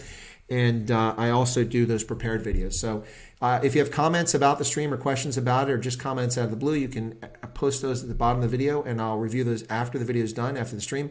I answer anyone that I can, and I read all of the comments. If they're for or against, that's fine. You don't have to agree with everything I say. That's perfectly fine. I don't want sycophantic followership. If people got questions and they disagree, we can have discourse. That's what this is all about. If, however, you're abusive, I will ignore your comment, or I will make a comment, a polite comment that will help show off your backside because you've been a bit of an ass. Whoever does that. And finally, I ask that you smash the like button down there. That's important, not for my ego. It's big enough. But for those who know, I say this all the time. The more likes you get as a percentage of views, the better you'll get so far as promotion from YouTube. They'll say, look, 60% of people like this. Maybe we should be promoting this. And then that means more people are exposed to the channel, and then they can watch it. So, okay, let me get back here. So there's my housekeeping. Thank you all so much for being here. Many colored people do vote. Hey, Christoph, many white people vote for the ANC. Those who think that white people don't vote for the ANC are crazy. The ANC has significant support in the white community and has a number of its members and has had senior members who are white. You know, Joe Slovo was white. What's her name? The Barbara. What's her what was her job? Anyway, Barbara Hogan. Yeah, she's white. There's been lots of white members of the ANC. It's not a black party, and the original ANC was committed to multiracial society, so they had many good aspects of it before they decided to start their People's War and the National Democratic Revolution nonsense. Let's see. Christoph says, yes, get Helen on the pro. I'd kill to have Helen Zilla on here. Yeah, I've been following her for a long time. It was one of the reasons I stayed on Twitter, is just because Helen Zilla was on there. She kept me informed and entertained at the same time. Okay. Oh, yeah, I probably won't get the answer from Helen that I seek. Yeah, I don't think so. She'll probably never tell us why they did it, but I think it was the strangest move the DA, well, one of the strangest moves the DA ever did, and certainly to me the strangest thing Helen Zilla ever did that I was aware of. Nico says, my friends keep talking Mashaba's new movement may be the way to go with better policies. I'm curious to see what happens there. Well, the problem with Herman Mashaba, Nico, is this. He's got a lot of bridge building to do, bridge repairing to do to get my interest, because his departure from the Democratic Alliance at a time that I was unhappy with the Democratic Alliance too, was shameful. It was absolutely shameful. How was he mistreated? How was he treated because he's black? That's utter nonsense. They made him the mayor. He wasn't elected the mayor of Johannesburg. The party selected him to be mayor. That's how the system works. How was he mistreated? What was kept from him? Johannesburg was one amongst the most important things under the DA's control, and he had his way. But he didn't like something, so he took his toys and went away and then cried racism. Well, where were your cries of racism before this? Didn't hear a single peep out of this guy. It's utter nonsense. He's got a lot of bridge building to do if he wants my attention. Right now, to me, he's just an opportunist and a race merchant. Yes, that's right. That's how I see Herman Mashaba. I thought he was a good mayor of Johannesburg for a period of time there when I saw what was happening in Johannesburg. But his departure from the DA and his conduct makes him appear to those who don't know him personally that he's simply an opportunist and a race merchant. And I don't like race merchants because they divide people, and that's not what we need. What's your take on secession? How possible do you think it is to do? I don't think secession is possible. I don't think it's a good idea. And I've agreed that we probably should do a topic on it sometime soon, Lucy, because a couple people keep asking for it. Christoph is one of the biggest not proponents of it, but persons asking me to do it. So we will probably do a program on that sometime coming up. I wanted to make sure I had enough viewers that made it worthwhile for people. Let's see. Christoph is apolitical, by the way. Yeah, Christoph, I didn't attribute anything to you to saying that you were for or against the DA or ANC. Not that you accused me of that. I'm just jumping in the chat here.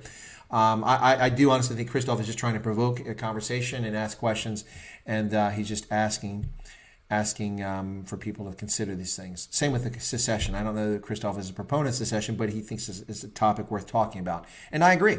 So we'll do that on my stream if that interests folks.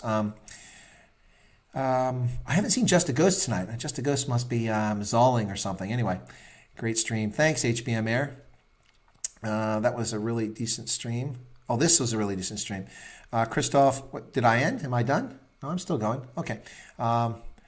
Most white members of the ANC have some older freedom fighter credentials. Yeah, that's true, Christoph. The ANC has been abysmal at recruiting born frees into its party because it doesn't represent white South Africans in the current context, in the view of many white South Africans. And I would have a hard time disagreeing with white South Africans.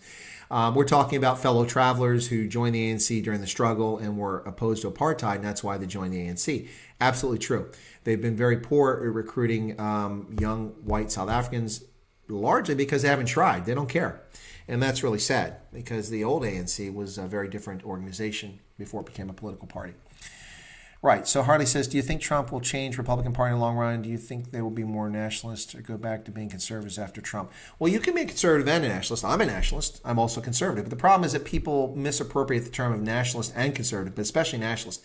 People look at a nationalist as xenophobic, racist, anti-immigrant. That's utter nonsense. A nationalist is someone that believes in their country and is proud of their country and is patriotic and looks at their country's needs first.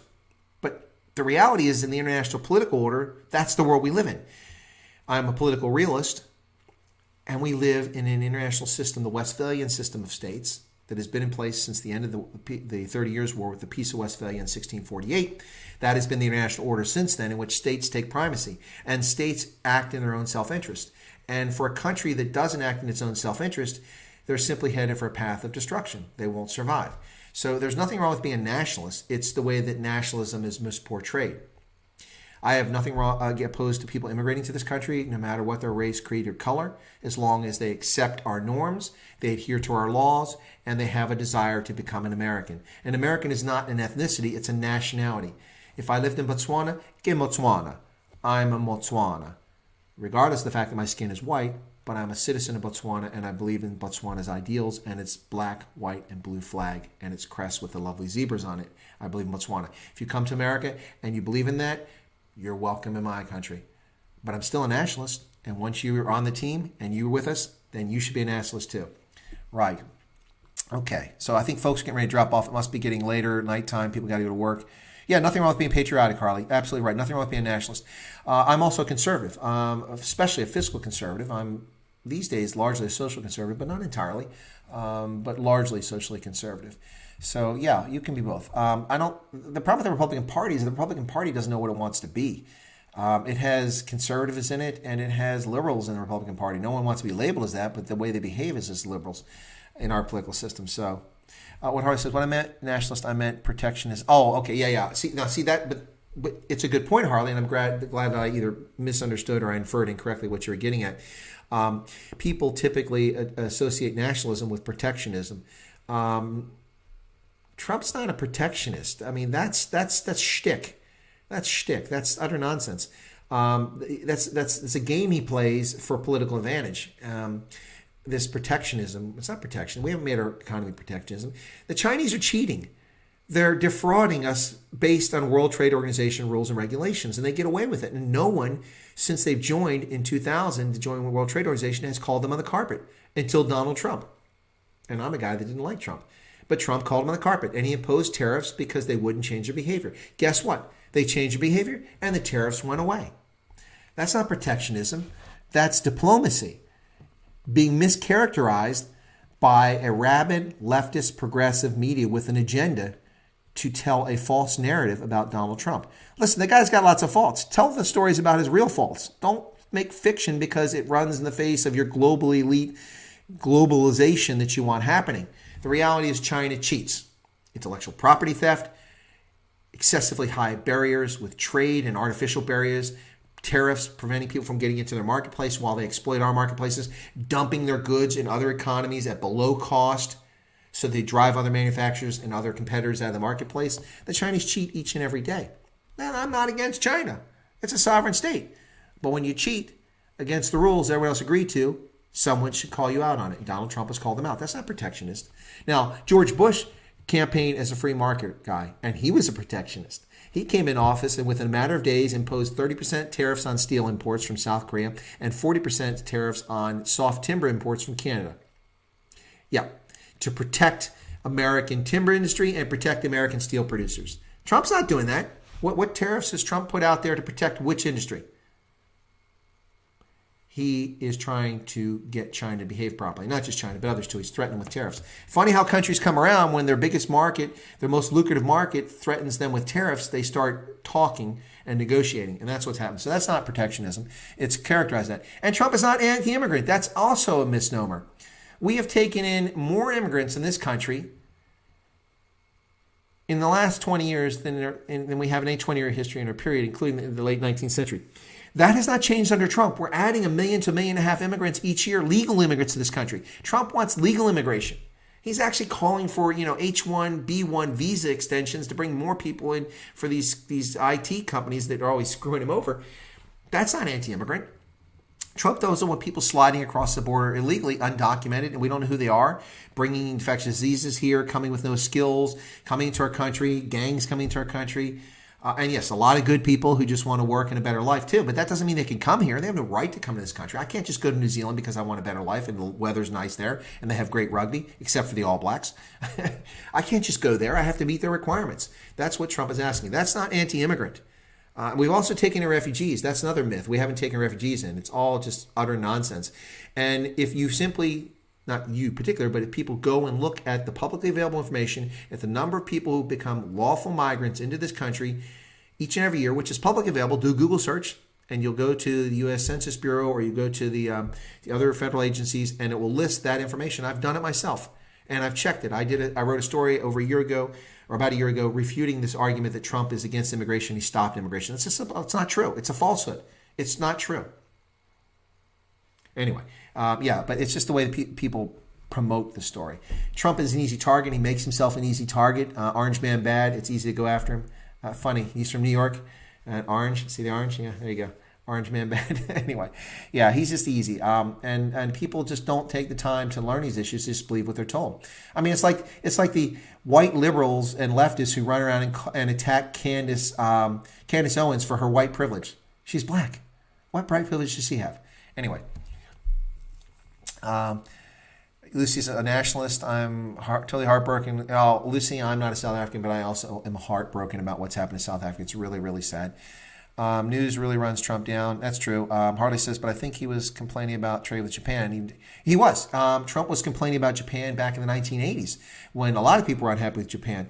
And even to this day, there are some aspects of trade with Japan that aren't fair, that are skewed in Japan's favor. But Japan is a reliable trade partner for us. And I think we got to be careful with Japan because their economy has been stagnant for so long. We don't want to push them into an economic decline because we're angry at them.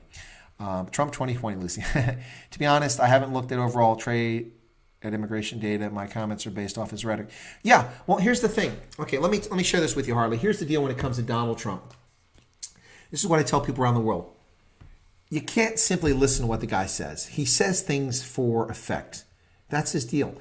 When people ask me about him around the world, I said, well, have you ever heard of P.T. Barnum? Barnum and Bailey Circus? P.T. Barnum was known as the greatest showman on earth. And that's how Donald Trump sees himself or how he behaves a lot of the time. He's the greatest showman on earth. A lot of what he says is hyperbole. It's for effect. It's to get people's attention or to shock people. And it's done intentionally.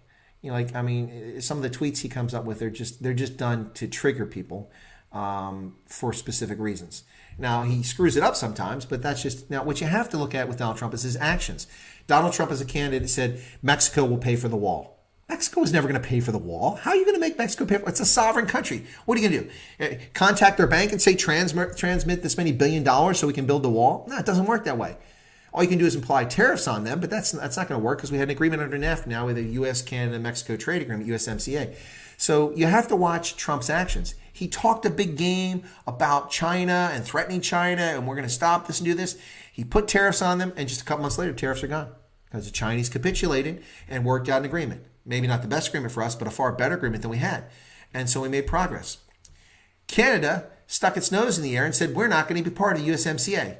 Well, Mexico agreed because instead of negotiating trilaterally, the U.S. went to Mexico and negotiated the treaty without Canada. Then Canada didn't have much say when the treaty was written up. They said, oh, we want to be part of it now? Hey, join or don't join. So you have to watch Trump's actions, what he actually does. So famously in this COVID-19 Wuhan coronavirus nonsense, a few weeks back, Trump was talking about, well, we're going to do these actions. We're going to end the lockdown. The governors must do what I say. Well, he doesn't have the authority to do that. And some of the press actually were calling him out on it, not because they knew our civics and our system of government, because they hate Trump. They're like, well, you can't do that, without even knowing the Constitution means he can't do it. But I'm like, what's he doing? He can't do that. He doesn't have the authority. He doesn't control the states. It's a federal system. What he's talking about is not a federal issue. It's a local issue controlled by the states and local governments. Trump is just doing it to get people triggered. And now 3 weeks later, he hasn't tried to stop any states from changing their lockdown. He's told them they should. He said, you ought to do this, but he hasn't held back any funding. He hasn't sent the army in anywhere, which is under his control. None of that's happened. It's for hyperbole. With Donald Trump, it's not what he says, it's what he does. That's the bottom line. So is that frustrating? Yeah, it is frustrating. It's very confusing too. Right. So any other topics you guys want to chat on? Let's see. It must be, so it's 4:30. Let's see, 10:30 in South Africa. There are some folks on here from the U.S., so it's 4:30 in the afternoon. This was meant to be in lieu of the discussion on expropriation without compensation on Renaldo's Sunday service, which didn't happen because the internet goblins struck in the Eastern Cape, or at least in Nelson Mandela Bay, and he was not able to get online. So I came on here to try to have a conversation with folks and kind of talk about some issues. And I think we've done that for a while now, about 2.5 hours. So Christoph says, it's funny that my scrapbook from the U.S. ends on the last page with 2 photos, one with Trump Tower and next to a photo of John Lennon's. That's pretty interesting. That's funny. That is ironic. Yeah, it is ironic. Wow, it's also ironic, Christoph, that you have a scrapbook. Who still scrapbooks? That's pretty cool. I once upon a time did that, but everything's digital these days. Do I know anything about Chris Hani? That's the second time you asked about Chris Hani. Let's hold that conversation for another day. Kyle, I know a little bit about Chris Hani. Not a big fan, but like I said, I'm really not a fan of what happened to him either way he was murdered. So, but let's hold that conversation off for another time. Christoph says that was back in oh yeah, okay. You get a free pass down, Christoph. It's been a while you've had that, so. Yeah, I don't know if people still scrapbooking these days. I'm sure some people do. But scrapbooks are kind of cool. I'm not trying to diss them. I think they're kind of cool. I really enjoy them. But anyway, so let's see what else. So I think kind of run out of steam there, unless someone wants to bring another topic up or ask me a question about something. I'm trying to think of what else to talk about. We've talked about quite a bit here in the last 2.5 hours. So I'm kind of stumped for topics at the moment. I could tell you about the news of Africa, which I discussed on my stream this morning, but a few of you were there. Girlfriend had U.S. Spanish teacher. Okay, cool. So did you learn Spanish, Christoph? And what is your name anyway? The origin of it, is that a Latin name? Havenga? Okay. I know that Renaldo pronounced it differently. What do you think of the impeachment against Tom Wolfe? Is that started? There's discussion, or they want to impeach Tom Wolfe, or are you asking Kyle if I think he should be impeached? She brought the scrapbook. Okay, gotcha. Lucy, thank you, Chris. Love the chat. Have a great. Okay, Lucy, take care. Thanks a lot. Yeah, Governor Wolf from Pennsylvania. I don't know if they're impeaching him. I did a 22-minute video in which I expressed my anger at the way he attacked citizens of Pennsylvania because he's having a personal fight with politicians. But I hadn't seen that they're talking about impeaching him. I know people might like to do that. I think it's a waste of time, but he does need to back down. Dutch, German. Okay, thanks, Christoph. I appreciate that. Saw an article the other day on Reddit. Okay, no, I didn't see that, Kyle. Right. I think that maybe this is a good time to end. We've been on for 2.5 hours, folks. And a lot of folks are going to hit the sack in South Africa, and here in the U.S., I think it's, although people keep coming on the stream, should I run away when people are joining the stream? Obviously, they're just popping in to check what's going on. Now it's going up again, more people here. All right, I'm not going to run off yet. So let me run through some of the news today from Africa. So in Kenya, President Kenyatta has extended the lockdown for an additional 21 days to go through to June 6th. Paulie says, oh, you're taking off. Okay, yeah, I'll be on Renaldo tomorrow. I know, Paulie, you want that discussion. Joe's still there. What does the USA think of South Africa? Okay, I'll get back to that one. Let me finish this thing about Kenyatta. So Kenyatta extended the lockdown for 21 more days through June 6th. And this means that people still can't travel in and out of Nairobi and 6 of the counties in Kenya. That's a serious situation going on there still. But Kenya only has a handful of cases, several hundred, and a few deaths from his 50 deaths. And they're still doing this lockdown. So and a lot happened in Namibia and also in Zambia. But let me get back to the stream, answer these questions real quick. And then, okay. What does the USA really think of South Africa? What's happening at the EWC investigation, if there is one?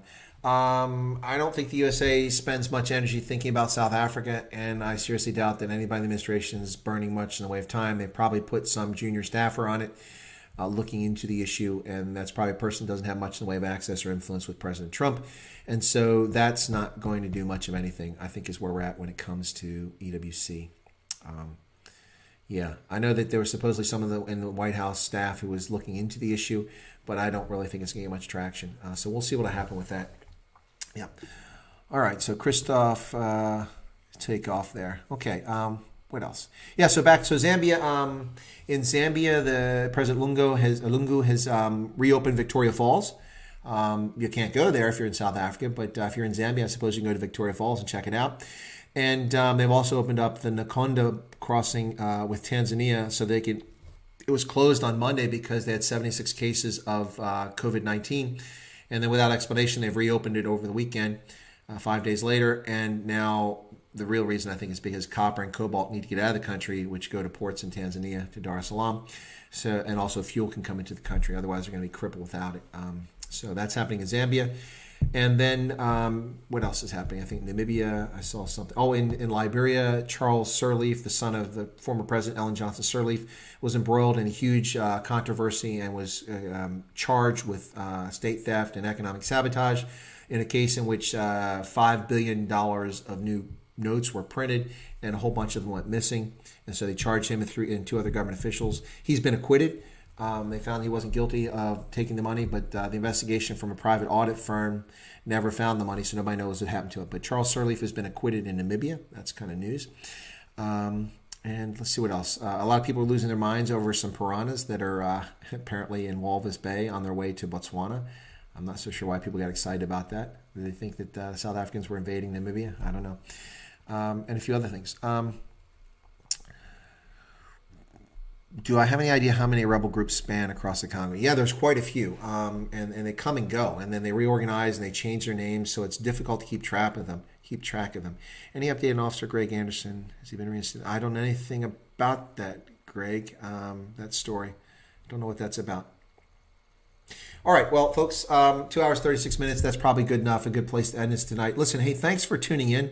Really appreciate it. Sorry I couldn't answer those last couple questions. It's not an issue I'm familiar with, but maybe I can look into it. Anyway, I'm also sorry that that the other stream didn't go well and people couldn't get over to her stream. So I guess they had some challenges with the internet there as well. So thanks for coming back to my stream. Thanks for tuning in. Still got 25 folks with me here at this late stage. I'm glad you enjoyed it. I assume you enjoyed it. You stayed. Anyway, so tomorrow on Renaldo Hosts, we'll be doing the makeup session, assuming he has internet, on the discussion about expropriation without compensation. So I'm looking forward to that. I hope that as soon as I say I'm going away, more people come back. Is there like a little string on there? He says he's leaving, and more viewers popped in. Fascinating stuff. Anyway, but yeah, I really do need to end because I need to get some food and check on some things. I haven't eaten today. It's 4:30 in the afternoon. Plus, I'm worried the red ants are going to show up and kill my stream again. And this one's gone really a long time, so I don't want to have the red ants break us off. But hey, folks, thanks so much for tuning in.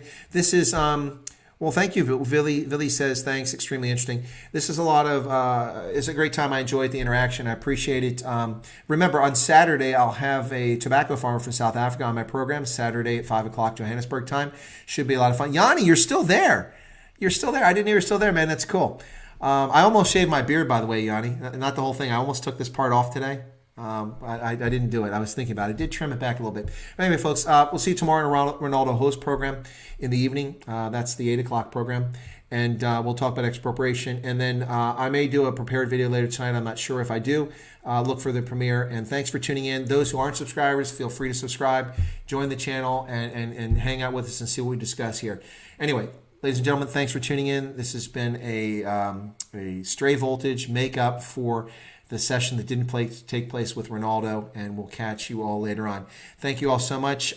Reese loves it too. Well, thank you, Yanni. Tell Reese my many thanks.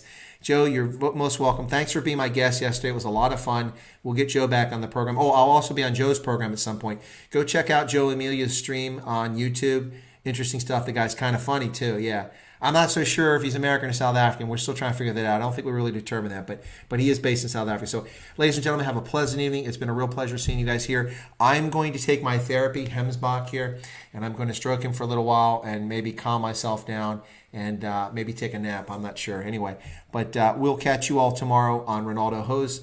God bless and have a pleasant evening, folks, in South Africa, Southern Africa, here in the U.S. and Europe and around the world.